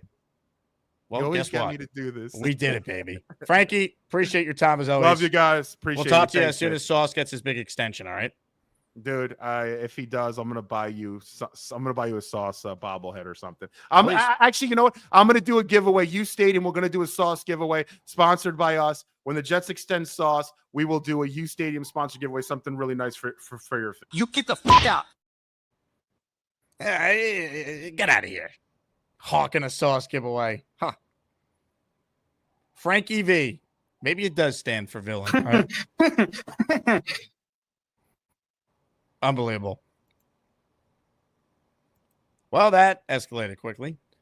Jimbo says, "What's up, Jake and chat? Been a while. If he has a year, we think. Does the extension's a bargain when you get back from Mars? Call us Frankie." Addison says, "Congratulations to the legend Bobby Midnight for getting a job at Wendy's." Hey, now Bobby got a job. J-O-B, job.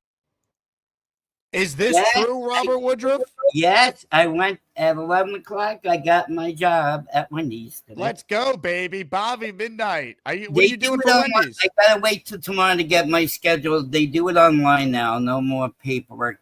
That's what the guy said. Eric, I met with this kid named Eric. He's younger than me, much nicer than that old battle act from McDonald's that couldn't stand my ass.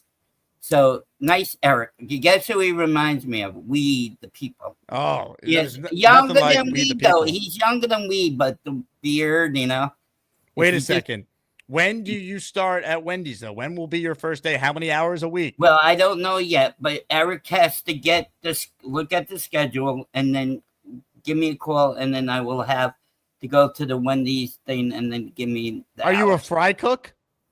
I don't know what position. The only position I really don't want is cashier, and I can't do that. So you're going to be in the kitchen, it sounds like, or are you going to be like cleaning up the tables as I'll do anything he said except that. I told him I'd do anything except. But he says you have a job. Yes, I do have a job. All right. Well, I'll tell you what.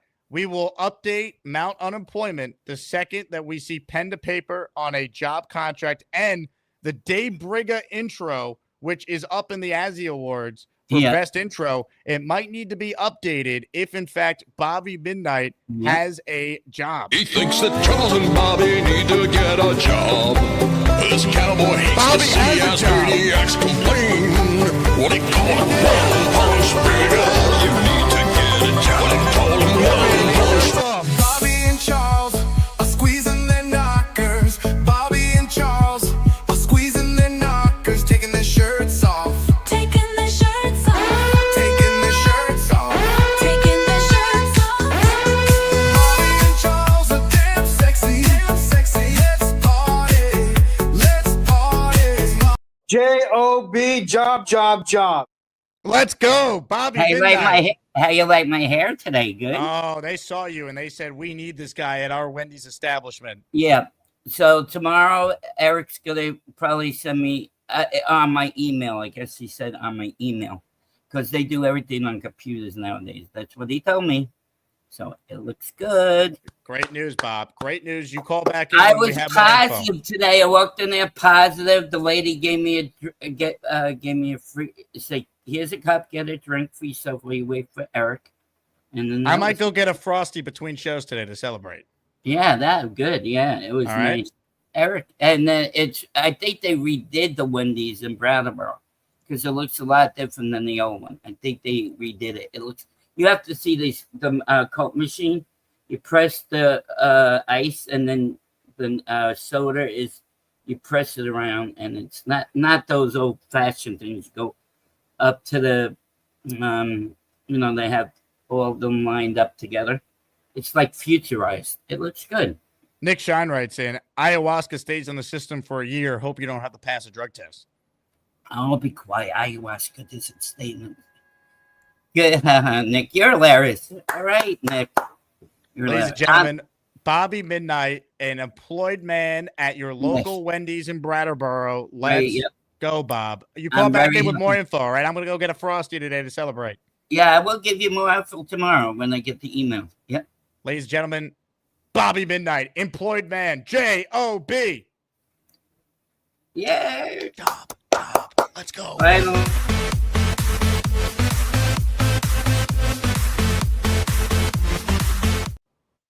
Hell yeah, let's go.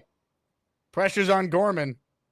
If you bet Bobby would get a job before Charles, cash the bet pending signed contract. Not official yet, but it's heading that way. Elton says, why wouldn't we do what winning teams do instead of the same thing over and over again? We've been waiting to win for 15 years. When Frankie brought up the Eagles as an example of paying their players early, I go, yes, that's what the Jets are trying to do. We've been scraping for this. Green Gang says, you pay Sauce now to get ahead of the market. This guy makes my blood boil. Well, Frankie certainly did that to many today. Jaden says, congrats, Bobby. Get him off the mountain. Amen. Hey, Jaden, you ever going to call this show? Chocolate Stew. Bobby out here, looking sharp like Razor him bout. I have no idea what this says, but Chocolate Stew, we appreciate the super chat there. All right, I think we waited long enough, folks. The first ever Azzie Awards are about to begin. I just ordered my fake tuxedo. It didn't arrive in time, so I can't wear it for the first one. But the Azzie Awards are officially here. And our first category you will vote on today in a YouTube poll from now till the end of the show is the Rumble of the Year Award. Ladies and gentlemen, voting for the Azzies starts right now. It's time for the Azzie Awards. Gotta get through Jets off season. Who's gonna win? Who's gonna lose? These Asmaniac callers are legends. It's up to the Jet. It's your time to vote. You gotta decide who's better. Asmaniacs drive the Jake Asman show. That's why we gotta have these Azzie Awards. Oh, yeah, baby. Vote, vote, vote. The poll is officially live. Ladies and gentlemen, your nominees for the Rumble of the Year Award. Ricky New York versus Beastbreaker. Dave Briga versus B-Mac. Gary versus Dave Briga. And Peter Castro versus Beastbreaker. Maybe some of you need a little reminder on what some of these top Rumbles over the last calendar year have looked like. So, ladies and gentlemen, let's now break it down. Here is the top Rumbles over the last calendar year. Up first is the infamous Ricky versus Beast Rumble. But here's the thing. It occurred in the same big picture Rumble that featured Beast also going up against Peter Castro. So what I have right here is a clip that covers both of those Rumbles. So tune in right now. You watch and then decide, who are you voting for? Peter Castro versus Beast or Ricky NY versus Beast? Enjoy. Yeah, put him back on. People Shut need to up be for learning 5 minutes. life. Shut your big mouth for 5 How about minutes. you blow out your left nostril? How about you do this? Go turn your ass around and go walk the left line. How you like that, man? Mouth for a fat, ugly prick. Yeah, you pick on Bobby? What are you picking on him for? Shut up. You gotta learn his You don't lesson. know shit. When I talk, you shut up. I got a If bigger you know dick what's good than for you, you. little- You don't come on here screaming and yelling at him, you overweight piece of shit, you big mouth. Yeah, right. Yeah. The only thing Keep you talking, can asshole. go stick is a Keep donut up talking, your asshole. ass. You won't be here too long. Keep talking. Right. What did Bobby do to you, asshole? I put I bitches know like you're you a in champion check. of all sports we never heard of. You got 30 years of coaching. You did this, you did that. You know what you did? You did shit. Because I've learned That's more what than you your did. fat ass You can did do the shit. best You thing. don't know nothing about the Jets. I'm like the Tony You know nothing Soprano, about Paul sports. Wallace, You know what you are? You're an combined. asshole. That's all you are. This guy, I think his mother dropped him on his head when he was a kid. I tell you that much. The way he talks, he shouldn't even be on the air. This has been some show, man. Two very proud men just simply talking things out. What's up, clown? Hey, monkey nuts. Let me shut your fakey, flaky ass up before you call me a clown. You're dealing with the wrong dog in the yard because the next thing you're going to get is the army tank, and I'm going to send one-way ticket coming your way. And just remember this. I might be big, but I'm going to be bad enough to put you out. You're nothing but a big blowhard, and you're not going to do nothing. You come face to face with me, I'll shred you so fast that you'll go running back to your boyfriend, funnel butt. Run back to your boyfriend, funnel butt, is the line of the day. Team Ricky. That was a great line.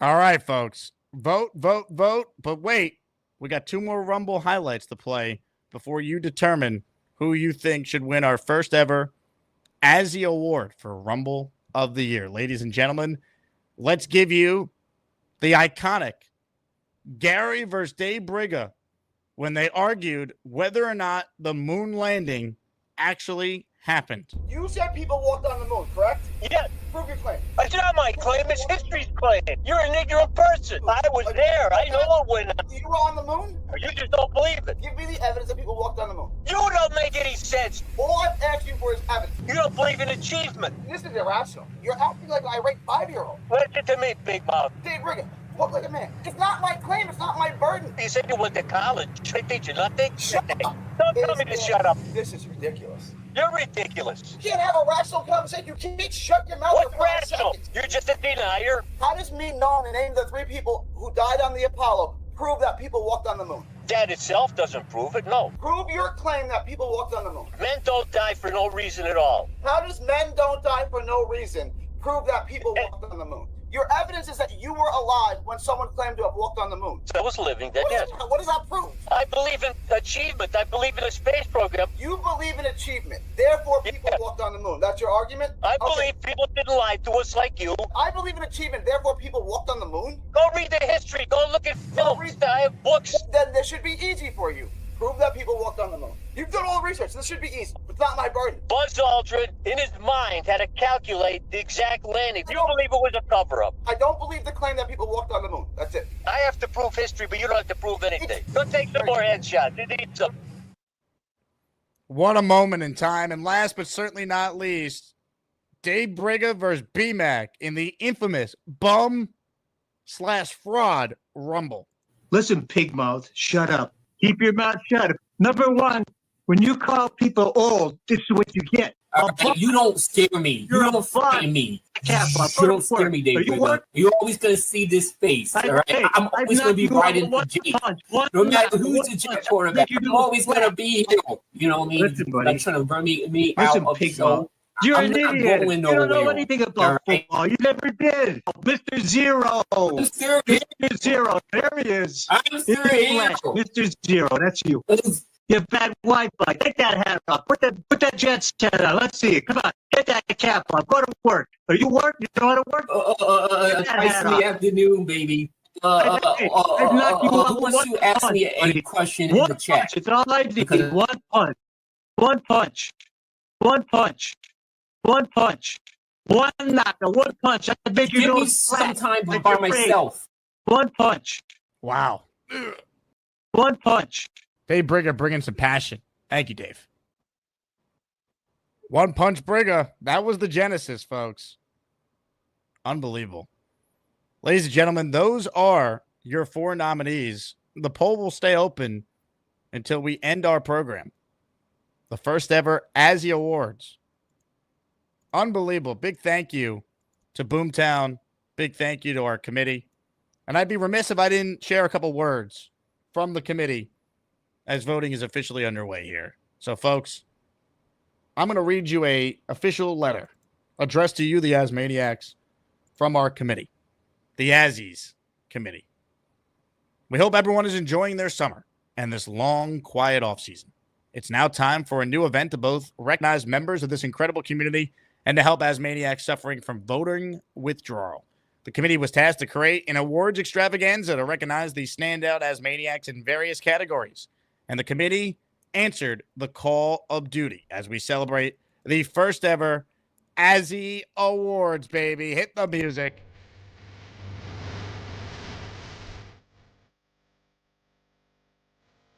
The committee came together and drew up 24 fun, exciting, and unique awards for the community to vote on. There were many categories considered, and narrowing down the voting options to just 4 proved to be an incredibly difficult task. But the committee did their best, and we are all proud of what we came up with. Similar to Asmaniac Madness, there will be considerable disagreement on who was nominated and who was left out. But please know we debated for weeks who was the most deserving in their categories. Believe us, there were some very difficult choices that had to be made. If you feel someone was left out, let us know and make the case for them for next year. Either way, please vote and support who you feel is the most deserving. Make your voice heard. We know it's been a long off season with very little Jets news like we have been accustomed to, but as Maniacs, let's have some fun leading up to training camp and the start of preseason. To all the Asmaniacs nominated and to the honorable mentions, congratulations. This is an amazing community we belong to here, so sit way back in your chair, grab a tasty beverage, and enjoy the awards. The Azzies are officially underway with voting being conducted in a live YouTube poll right here, right now. Check it out. And the early returns in voting. Gary versus Dave Briga with a whopping 60% of the vote so far, running away with our first ever Azzie Award. Unbelievable. All right. With that said, couple things. End of this show, for those tuning in late, we are giving away a signed Garrett Wilson photo. It includes the certificate of authenticity. So please gift the membership or send in a super chat if you want in. John did that. He earned himself 5 entries with this super chat. He says, Tanky V hates sauce. Plain and simple. A week or 2 ago, he was too Hollywood/ghetto because he's dating Ice Spice. Now he's too mediocre to pay. Ladies and gentlemen, John V going up and in on Frankie V. Is it tough to argue with that? It certainly is not. I just think if you believe in Aaron Glenn and they want to pay sauce, I'm on board. Because I think Aaron Glenn, I trust his football acumen to understand whether or not last year is more of what we're going to get from Sauce, or in Glenn's scheme, is he going to go back to being what was, in my opinion, the best corner in football his first 2 years? And people around the league voted that way. That's what All-Pro means. First team All-Pro. Right, Tanky V? I'm Tanky V. You'll get some takes from me. The Jets will lose a lot. We need to throw these games. I'm Tanky V. More of your calls right now. Let's say hi to Nate, parentheses Nate on the bike. Hello, Nate. Jake, what's going on? What's up, Nate? I caught like the last 10 minutes of Frankie V, but I caught enough of it to know that how bad the beginning probably was. I only really got the tip of the iceberg. He is really brutal, but I also think it's part of like uStadium's whole platform. Like his partner is also just like his partner honestly makes Frankie V look like an optimist. Like he is fire everyone, every player is the worst, the Mets, the Jets. So I think that's part of their like whole clickbait thing. Like as soon as Garrett signed the contract, they tweeted something about, you know, a source inside the Jets said they were nervous about like it's always like the negative connotation of Jets, which is fine because there are plenty of us like that have endured the Jets and Mets pain. But yeah, that's their total shtick. And then as you guys ended, like, all right, thanks, Frankie, have a nice day. So I look forward to you guys arguing again. That seems to be like the Tanky V thing to do. Shout out to Bobby. That's why I mostly called in. Get Bobby off that Mount unemployment. I don't think we've heard from Briga yet in the chat, right? I haven't heard you bring up a comment, but I'm interested in hearing Briga's comments. And now this leads, in my opinion, my brain went to Charles Gorman. What is Charles Gorman last? Bobby can flick his hair back. That was a cleaning. He's cleaning like the urinals or something. That giant thing with the little tube thing in there. Yeah, it's real loud. Sorry about that. This is the loudest you've ever been on the bike. Listen, here. I try to tell my neighbor that too. Complains about my bike alarm, and I'm like, you pay rent on Broadway, and you're complaining about 2 beeps? Like, are you kidding me? But yeah, sorry, we kind of got to deal with the environment we're in. But yeah, shout out to Bobby. I really hope Charles is next. I'm excited for him. I just think not Bobby. I think Charles doesn't want it. Bobby all of a sudden wanted it out of nowhere, and he lined up these jobs yesterday. He told me that I'm getting off that Mount unemployment. I think your Mount really had Bobby fixated on getting off of it. I think that honestly incentivized him in some sick way. So now it's like, what's Charles' incentive going to be? That's what's next. So I'm interested in hearing from Charles and Brigga. I just want to give a public congratulations to my man Bobby. And Bobby, make sure you send the schedule to Addison or someone once you get it, so we're not missing any shifts. We want to keep this job. We don't want to make this story just a 1 day or a 1 week employment. So that was not me. Nate, thank you. I'm going to let you go because my ears are hurting, and I apologize to the chat complaining. Good Lord. That was the loudest Nate call ever. And Nate was actually making good points. What he said about Bobby is spot on. This, by the way, was just sent to me by Bobby himself. This is the first look of Bobby in the Wendy's uniform. For those tuning in late, Bobby is now pending a contract being sent to him, an employee of Wendy's. And this is what he will look like when he reports for duty. What a country we live in, right? I pledge allegiance to the flag of the United States of America and to the republic for which it stands, one nation, under God, indivisible, with liberty and justice for all. Now I'll come clean. This photo was AI. Dixon just sent me this on the Discord. But that's what it could look like, pending Bobby signing his contract. And I've already seen people come up with nicknames for Bobby Midnight. From now on, he's Baconator Bobby. Will that stick? That's the question. Austrian Jet fan in the house getting in on the Garrett Wilson raffle for 5. The following 5 listeners are now Asmaniac channel members. Mark, Michael Gordon, Kaiser Rev, E-Stack Fishing, Wreck King, all receiving a membership from Austrian Jets fan. All right, let's roll more with your calls. Tommy is next in line. What's up, Tommy? Jake, what's up, brother? Good morning.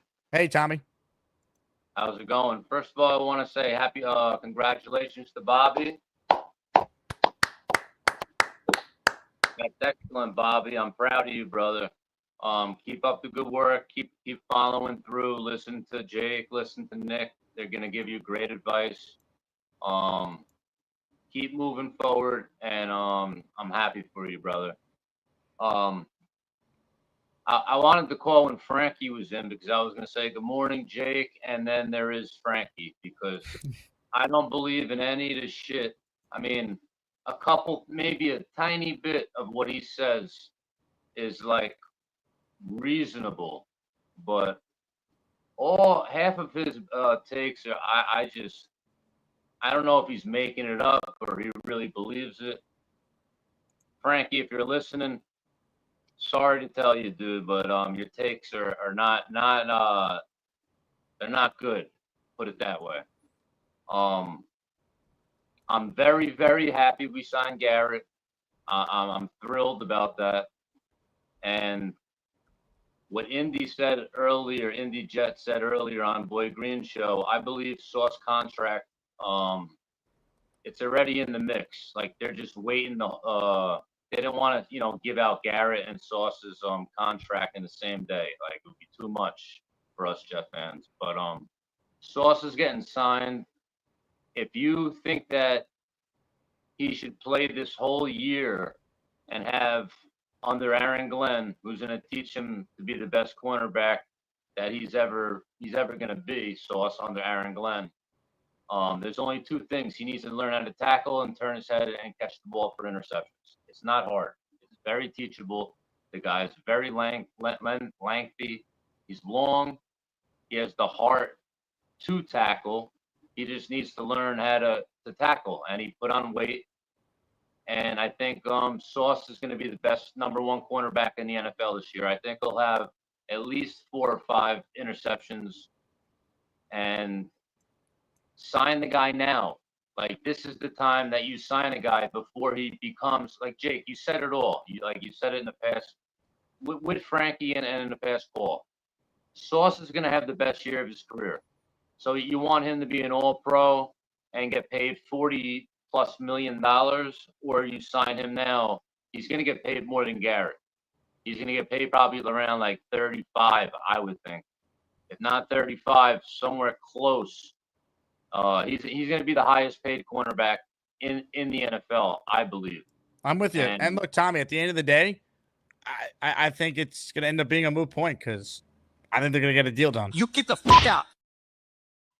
That's the Frankie V, his negativity on Sauce. Good call, Tommy. I got you in the raffle for one for that. Dave Briga has checked in. I'm on lunch. Bobby, congrats on achieving employment. You're on the way. One Punch Briga with the stamp of approval for Bobby Midnight getting himself a job, baby. Let's go. Shout out to Dave Briga. He was a motivating force behind Bobby's pursuit of employment. Ladies and gentlemen, on the line right now is Dave Briga's arch nemesis. Stop what you're doing and point. He's pointing. Garrett Box point at you. Garrett Box point at you. Garrett Box. I'm pointing. I'm pointing. I'm pointing. I'm pointing. Garrett Box point at you. I point.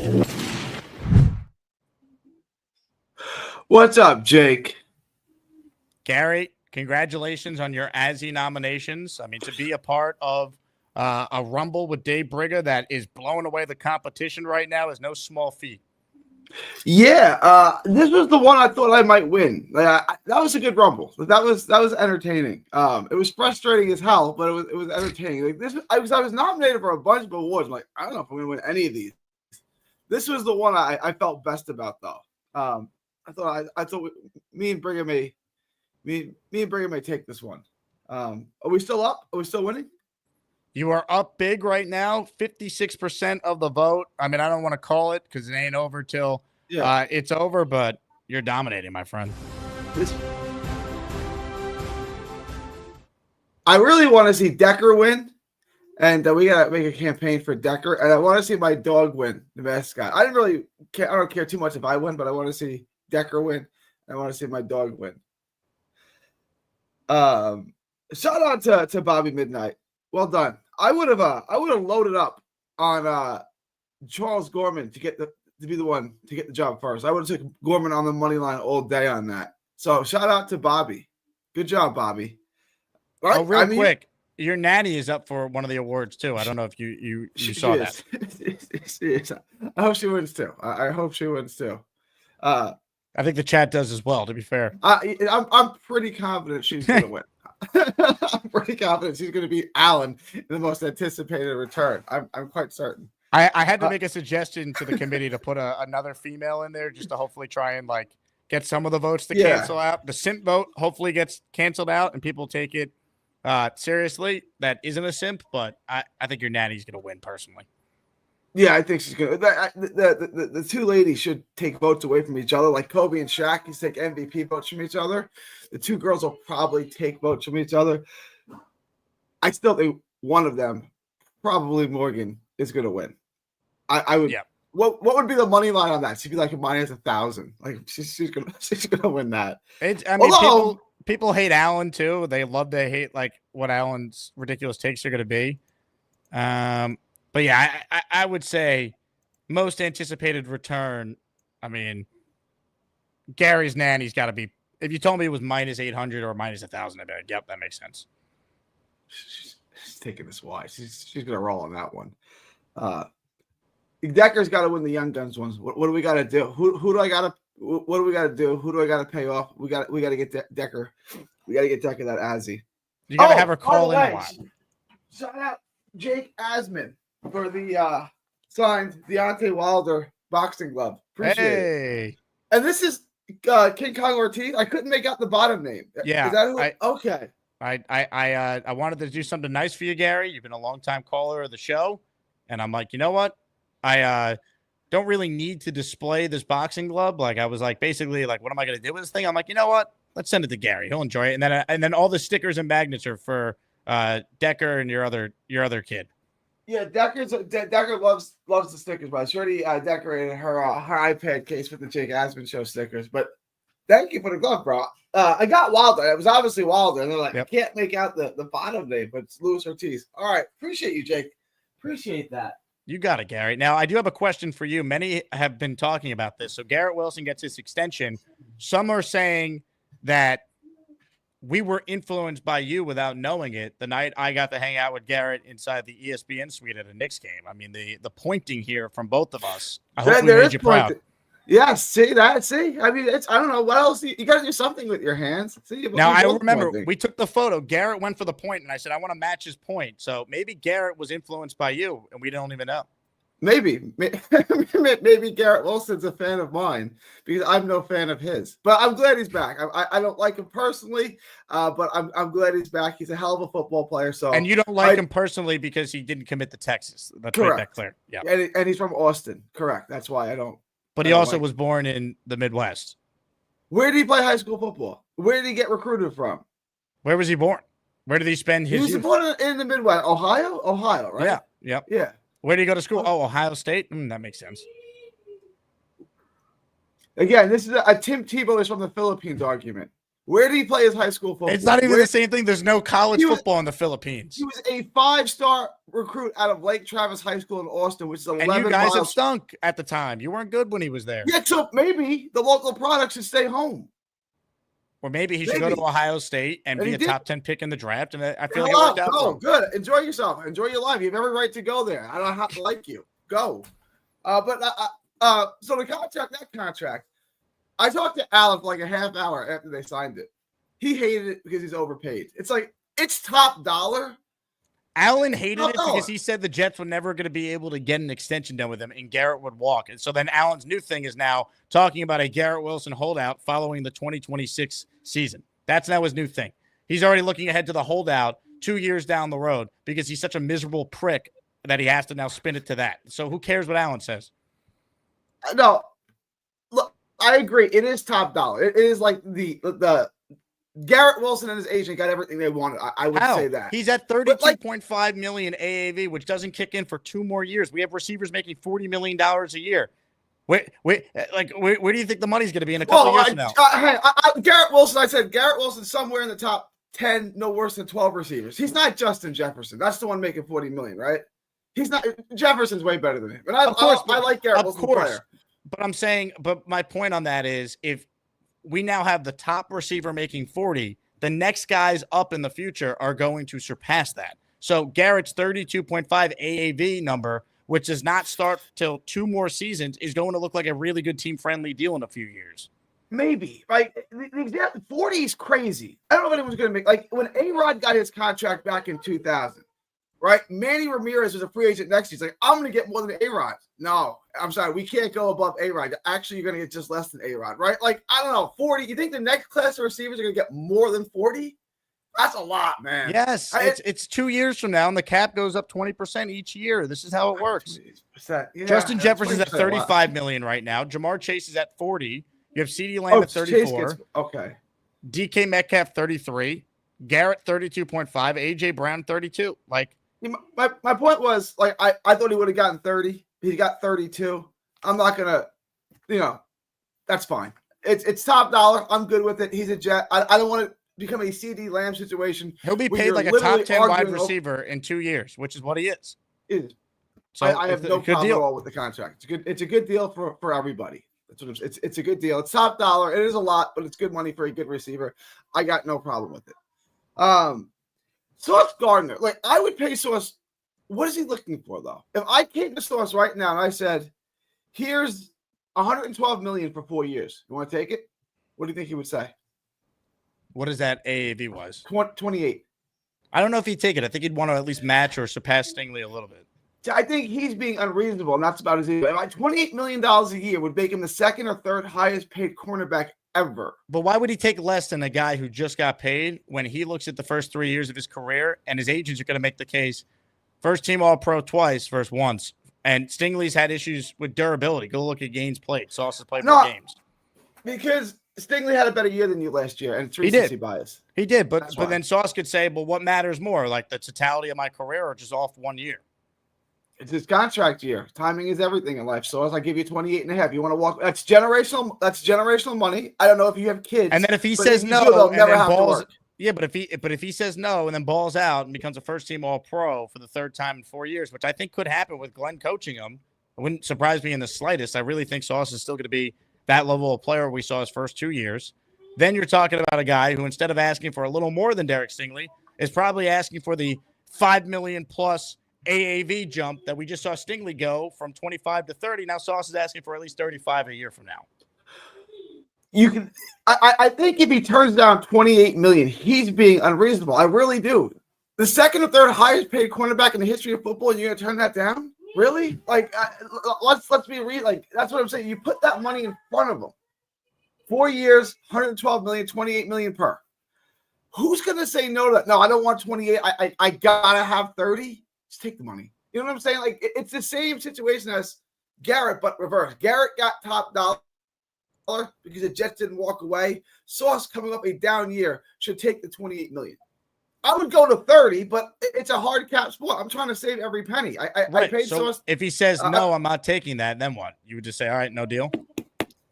We're gonna haggle. We're gonna haggle with one of our best players and have this be a distraction and ruin the vibes of Garrett getting paid and Sauce not. Like, I just think if it takes 30 to get it done, you get it done. If he's asking for more than that, then I think it's a conversation. Okay, well, let's not go crazy here. Let's have you match Stingley. I think that's fair. Like, I'm not gonna nickel and dime with Sauce Gardner. If you're at 28 and he wants 30, I'll go to 30 and get it done and keep my core player on that side of the ball happy going into year one with a brand new regime when you're trying to change the culture and say things are going to be different. We paid Garrett on offense, paid Sauce on defense. Here we go. Things are different here. Believe in what we're doing.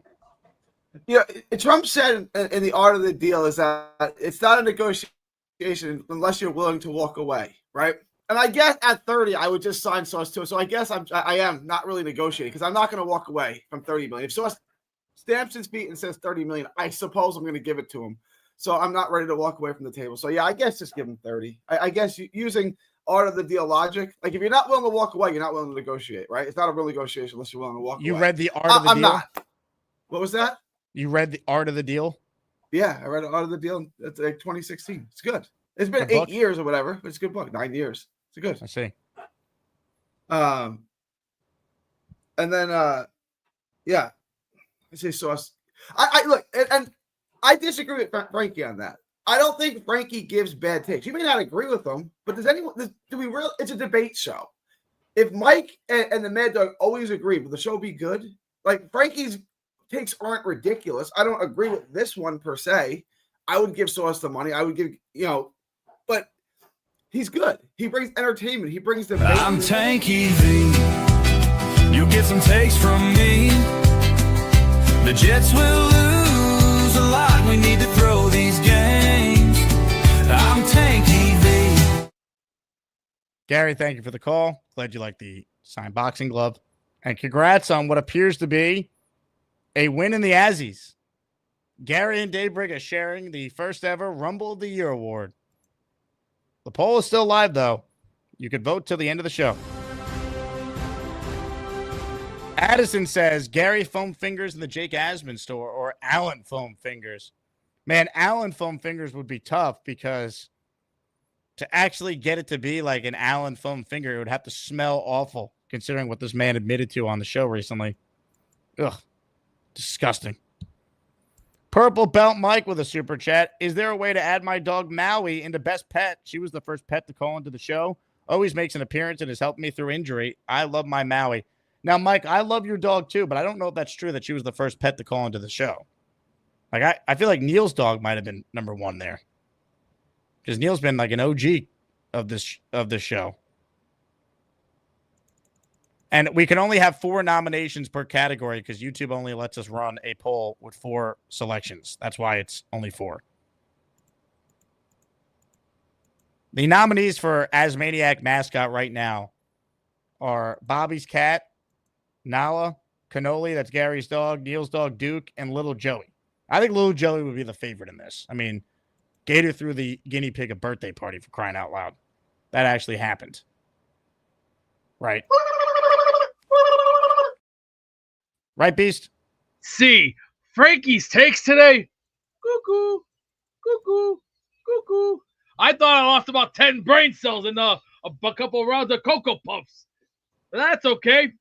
But he needs to leave Sauce alone. So Sauce is going to improve by the end of this year. Aaron Glenn will shape him up. He'll make him do sprints. He'll make him run. He'll make him do things that no one else has ever done before. And we're going to have a 13-4 season. You can bet on it. You can take it to the bank. And hey, remember, candy is dandy, liquor is thicker. And what's better? And there's a thing in Texas I'm seeing right now. They got a 72-ounce steak challenge. I'm up for that challenge. Hey, Beast, what do you think of Bobby getting a job at Wendy's, by the way? Congratulations. Cover that eye up. Get an eye patch to that thing, kid. Hey. It looks like Captain Hook. And no, I mean, I like Hook the movie, but dude, cover the eye. It's a little scary. You scare kids away with that look. That's why I put an eye patch on that thing, like one of these. Kyle Clifton says, I would like to wager that Charles will get a gig before Chiefs fan gets picked for those prostitutes who went missing. Kyle, thank you. Okay. No, thank you. Prostitutes, no thanks. Don't want to be around people who don't shower nor bathe. No. Sorry, doesn't work that way. It doesn't fly on my Richter scale. Hey, Beast, what about you? When do we get you off now on unemployment? Hey, sorry to tell you, I've done my time in the battlefield. Been an announcer for 8 years. Done that. Been a musician almost 25 years. I've done other baseball as well. Worked with teams back in 2000. Done that already. Done my time. My time has been done. It's time for me to be at peace. Want to make peace. Are you retired? Yeah, that's right. I made my point. I want to be at peace. I want to give my soul to Jesus. My time has come. It's done. I've done enough things in my life. I've done enough. I've had my fun in the sun. There's sometimes you gotta let the young grow. Not many people can retire at age 41, Beast. That's impressive. Because what you do is you put your body to the test. You work very hard. You do it all, and you prove to yourself that you've done what you needed to do. You gotta let the young grow. You just can't rely. You can't rely on the middle or the old. You can't do that. You gotta let the young grow. That's right. You have to let it grow, because if you don't let it grow, then what are you gonna do? You're gonna let it later and die. Gator writes in, I know one thing you haven't done. Put batteries in that scale I sent you. Gator, would you get off my ball bag 1 minute? Oh, yeah. There's one more thing that I wanted to address. Mets 21-28 tried to claim the Giants are better than the Jets. I'm sitting there and I'm laughing my balls off going, is this guy smoking dope, or is he putting steroids in his drink? That guy he's a backwards person. We have some mixed reporting on something you said. It might be liquor is quicker, not thicker. I took that from a 1971 movie, Willy Wonka and the Chocolate Factory. Watch the movie or read the book. It's one of the greatest books I ever read since third grade. Have you seen the movie? The 1971 version. You want to hear a fun fact about Gene Wilder that I learned? Go ahead, throw me one. What I got is. So Gene Wilder used to live in the same neighborhood of someone I was friends with in college, and on Halloween one year, my friend, as a 10-year-old, went trick-or-treating, and they went to Gene Wilder's house, and you're thinking, Willy Wonka's got to have the best candy ever for Halloween, right? Willy Wonka had no candy for the kids on Halloween. Well, that was a movie. I mean, it's one of the best movies out there. And yeah, but he's Willy Wonka. You'd think he'd have candy, no? I was a kid. I wanted one of those Wonka bars so bad. I would wanted one of those. Even the one Scrumdiddlyumptious ball. That thing was awesome. I wanted one of those things, but yeah, it's a movie. What can you do? You can't do nothing about it. It's a movie. You can't imitate life. That's why you take it as you go. And plus, I see a 13-4 season. And okay, we're back to the Jets now. Love it. If Mets 21-28 wants to go distance with me, I'll tell you what. You get your punk ass in the steel cage with me, and I got something waiting for you. This here is your riding crop, buddy boy. You know what the riding crop is? The ass whooping Sergeant Slaughter style. That means get off your ass, boy, and Hey, prepare. Beast. Hey, Beast, before we wrap with your call here, once again, in honor of Garrett Wilson signing his deal and this giveaway we're doing coming up here in a few minutes, can you give us a little Garrett Wilson catch? He deserves it. As a matter of fact, turn everything down, please. Hey, just move the microphone. That's not plugged in anyway. That would be helpful. That's French for wait a second, please. Here we go, folks. There you Garrett go. Wilson's a Jet for 6 more years. You'll get 6 more years of this. 3, 4 over here. 3, where? Get in the back. Get away. Get away. Green. Green. 68. Green. 68. Shotgun. Command. Set 318. Guards and I.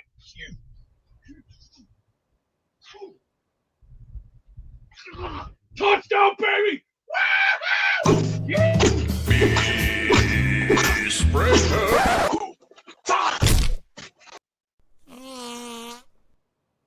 Well done, Beast. Well done. Adam and Philly are last 2. Then it's raffle time. Last chance to win a signed Garrett Wilson photo if you want in on this daily raffle opportunity. Adam, what do you got for us? I think Frankie V's got to come a little more prepared with his takes. It was probably kind of a cowardly way of going about his takes. Oh, we shouldn't spend this kind of money on Sauce. Like, what are you, Woody's accountant? What do you care about Woody's money? It's not your money. Why do we care about financial discipline or anything like that? Especially when he didn't give a single free agent that we're trying to target. I mean, Adam, move your finger from the mic. I think that's the problem. My bad. Better? Much better. Go ahead. Yeah, the phone's up. I mean, like, who are we going to acquire with that extra money we're saving? Nickel and diming. Right? Like, name a player. Not you, but he needs to just name a player that we would go after. If he was like, hey, look, we got a chance. Maybe we could swing a deal for Juwan Jennings for wide receiver 2. We know we're missing that. And maybe you just got to solve that through free agency in the short term to be competitive. Okay, I can understand that. But he didn't say that. I'm making up arguments for him, and that's not my job. So if you're going to come and, like, make a point, back it up with some kind of strategy. Like, what's the point of financial flexibility if you don't know what you're going to spend it on? It's kind of rudderless strategy, in my opinion. Yeah, I mean, I'm with you. I think it's semantics, right? It's like, I still think he's a top 5 corner, he has said previously, but then it's like, why not just get the deal done now if you believe that? If the Jets pay him, they believe that, and they know more than we do because they're there. Like, it's a new regime coming in. And I don't think it's going to, I mean, in the end, we'll see where the numbers lie. I do think the deal's going to get done very imminently. I think they'd want to give, Garrett his day, give Sauce his day. And I think Sauce is going to get more than Garrett, but by what amount, I'm not sure. I think you can certainly negotiate that somewhere between, $1 higher than the highest and something like 35. I think 35 might be big. And you could tell Sauce, look, we want to bring some more talent on the field. So is there a possibility you might come down a little bit? We'll still make you the highest paid, corner. We'll still make you the highest paid defensive person on our team for the foreseeable future, because who else is coming up that could possibly make more than him, right? He'll probably be the highest paid defensive person on the Jets for the next 6 years, right? Barring Jermaine having a monster year and pass rushers get paid more than corners if we got to that point. But I mean, Sauce has already proven to be one of the best in the league twice in his position. Like that, we can't overlook that. Like, as great as Garrett Wilson is, he is a guy that has not been a Pro Bowler yet, and that's not necessarily his fault. But it's like the conversation about Sauce off a year that wasn't up to his standards is that, like, he's bad. It's like he wasn't great last year, but why are Jet fans so willing to buy into, like, Justin Fields breaking out when he's never shown you anything close to being that level of player? But Sauce Gardner, we can't confidently be like, hey, last year was a bad year for a lot of Jets. He's going to rebound and be awesome this year. Like, that was another direction Frankie could have gone in. He could have said, I want to throw my hat out there and say, Justin Fields is going to justify an extension, and we need that money for him because he will be paid a lot more, if he has great years. Like, but he didn't say that either. You don't want to put his neck out. But also, even if he did say that, I'd say, okay, cool. And then how are all these other great teams able to keep studs on both sides of the ball and have already paid their corner? It's like that wouldn't even pass the smell test either.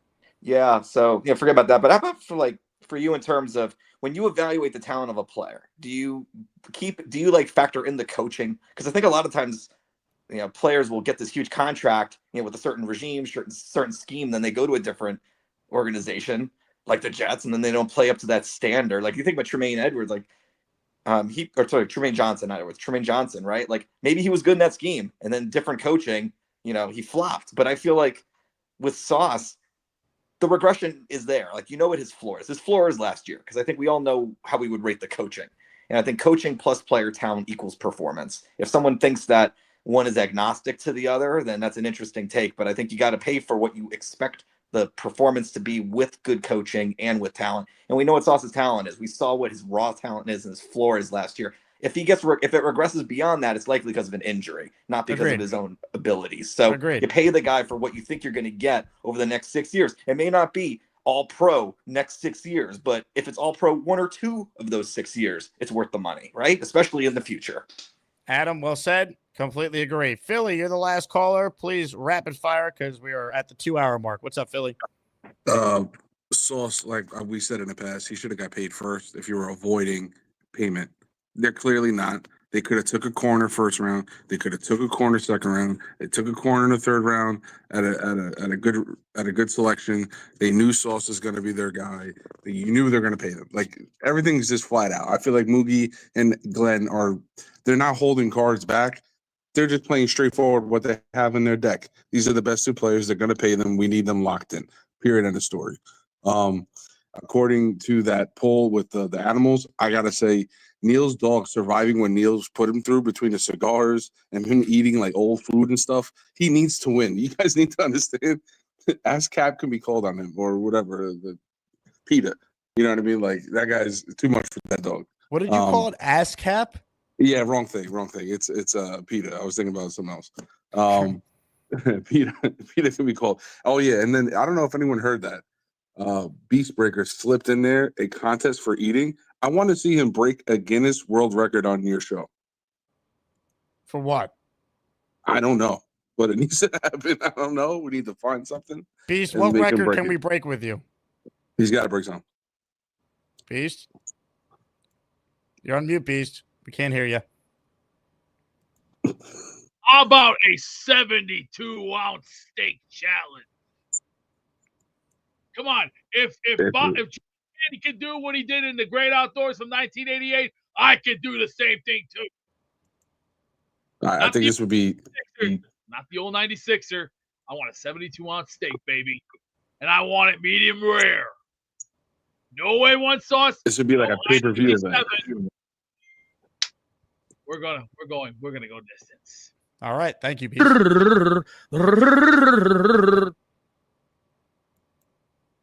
Yeah, sir. He's hyped up, man. I think we should have him do something. It'd be great. 1,000%. Philly, good call. We'll come up with what record Beast could break live on the show.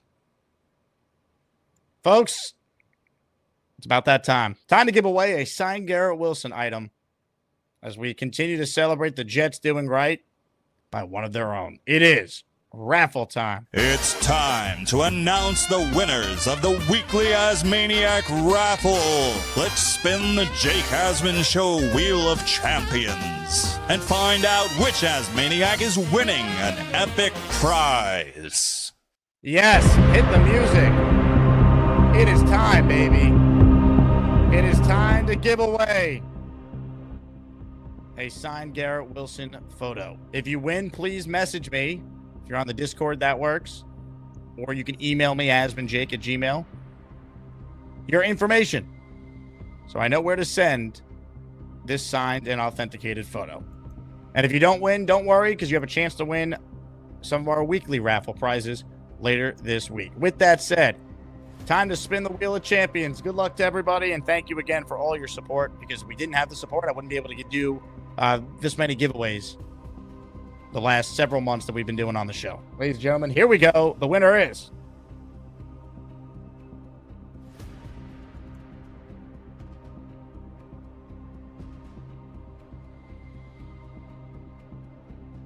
John. Hey, congrats to John. He is usually gifting a bunch of memberships. Today, this $20 super chat earned him 5 raffle tickets, and he wrote in, Frankie V hates sauce, plain and simple. A week or two ago, he was too Hollywood or ghetto because he's dating Ice Spice.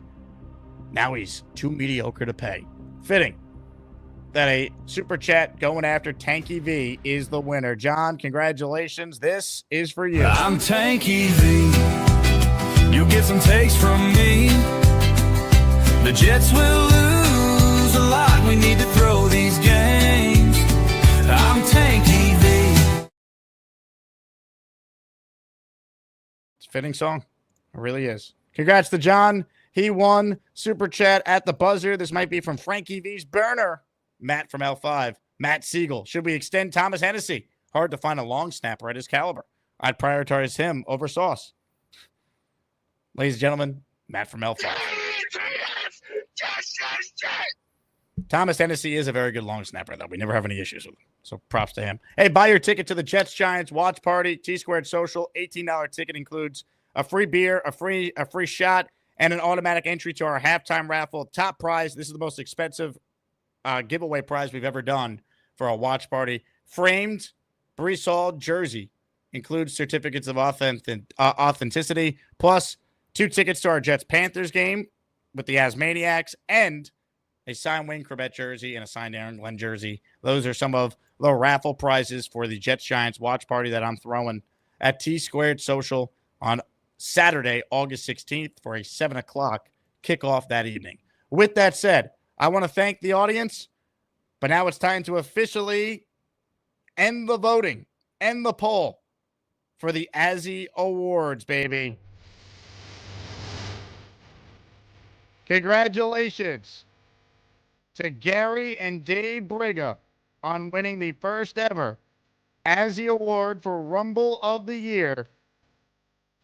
Gary versus Briga received 53% of the vote. In second place was Ricky versus Beastbreaker with 20. Peter Castro versus Beastbreaker with 14. And Briga versus B-Mac with 12. Your Rumble of the Year. Dave versus Gary.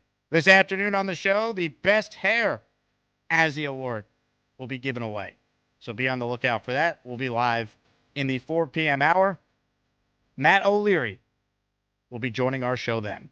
So stay tuned for that. On that note, I want to thank you all for watching the show. And in honor of Dave and Gary winning the Rumble of the Year, we play you out with the Rumble of the Year. Go Jets, everybody. Talk to you in a few hours. And congrats again to John on winning the Garrett Wilson signed photo. You said people walked on the moon, correct? Yeah. Prove your claim. It's not my claim, it's history's claim. You're an ignorant person. I was there. I know when. You were on the moon? You just don't believe it. Give me the evidence that people walked on the moon. You don't make any sense. All I've asked you for is evidence. You don't believe in achievement. This is irrational. You're acting like an irate 5-year-old. Listen to me, big mouth. Dave Brigham, walk like a man. It's not my claim. It's not my burden. You said you went to college. They teach you nothing? Shut up. Don't tell me to shut up. This is ridiculous. You're ridiculous. You can't have a rational conversation. You can't shut your mouth What's for 5 rational? seconds. You're just a denier. How does me knowing the name of the 3 people who died on the Apollo prove that people walked on the moon? That itself doesn't prove it, no. Prove your claim that people walked on the moon. Men don't die for no reason at all. How does men don't die for no reason prove that people walked on the moon? Your evidence is that you were alive when someone claimed to have walked on the moon. I was living then, yes. What does that prove? I believe in achievement. I believe in a space program. You believe in achievement. Therefore, people walked on the moon. That's your argument? I believe people didn't lie to us like you. I believe in achievement. Therefore, people walked on the moon? Go read the history. Go look at films. I have books. Then this should be easy for you. Prove that people walked on the moon. You've done all the research. This should be easy. It's not my burden. Buzz Aldrin, in his mind, had to calculate the exact landing. You believe it was a cover-up? I don't believe the claim that people walked on the moon. That's it. I have to prove history, but you don't have to prove anything. Go take some more headshots. You need some.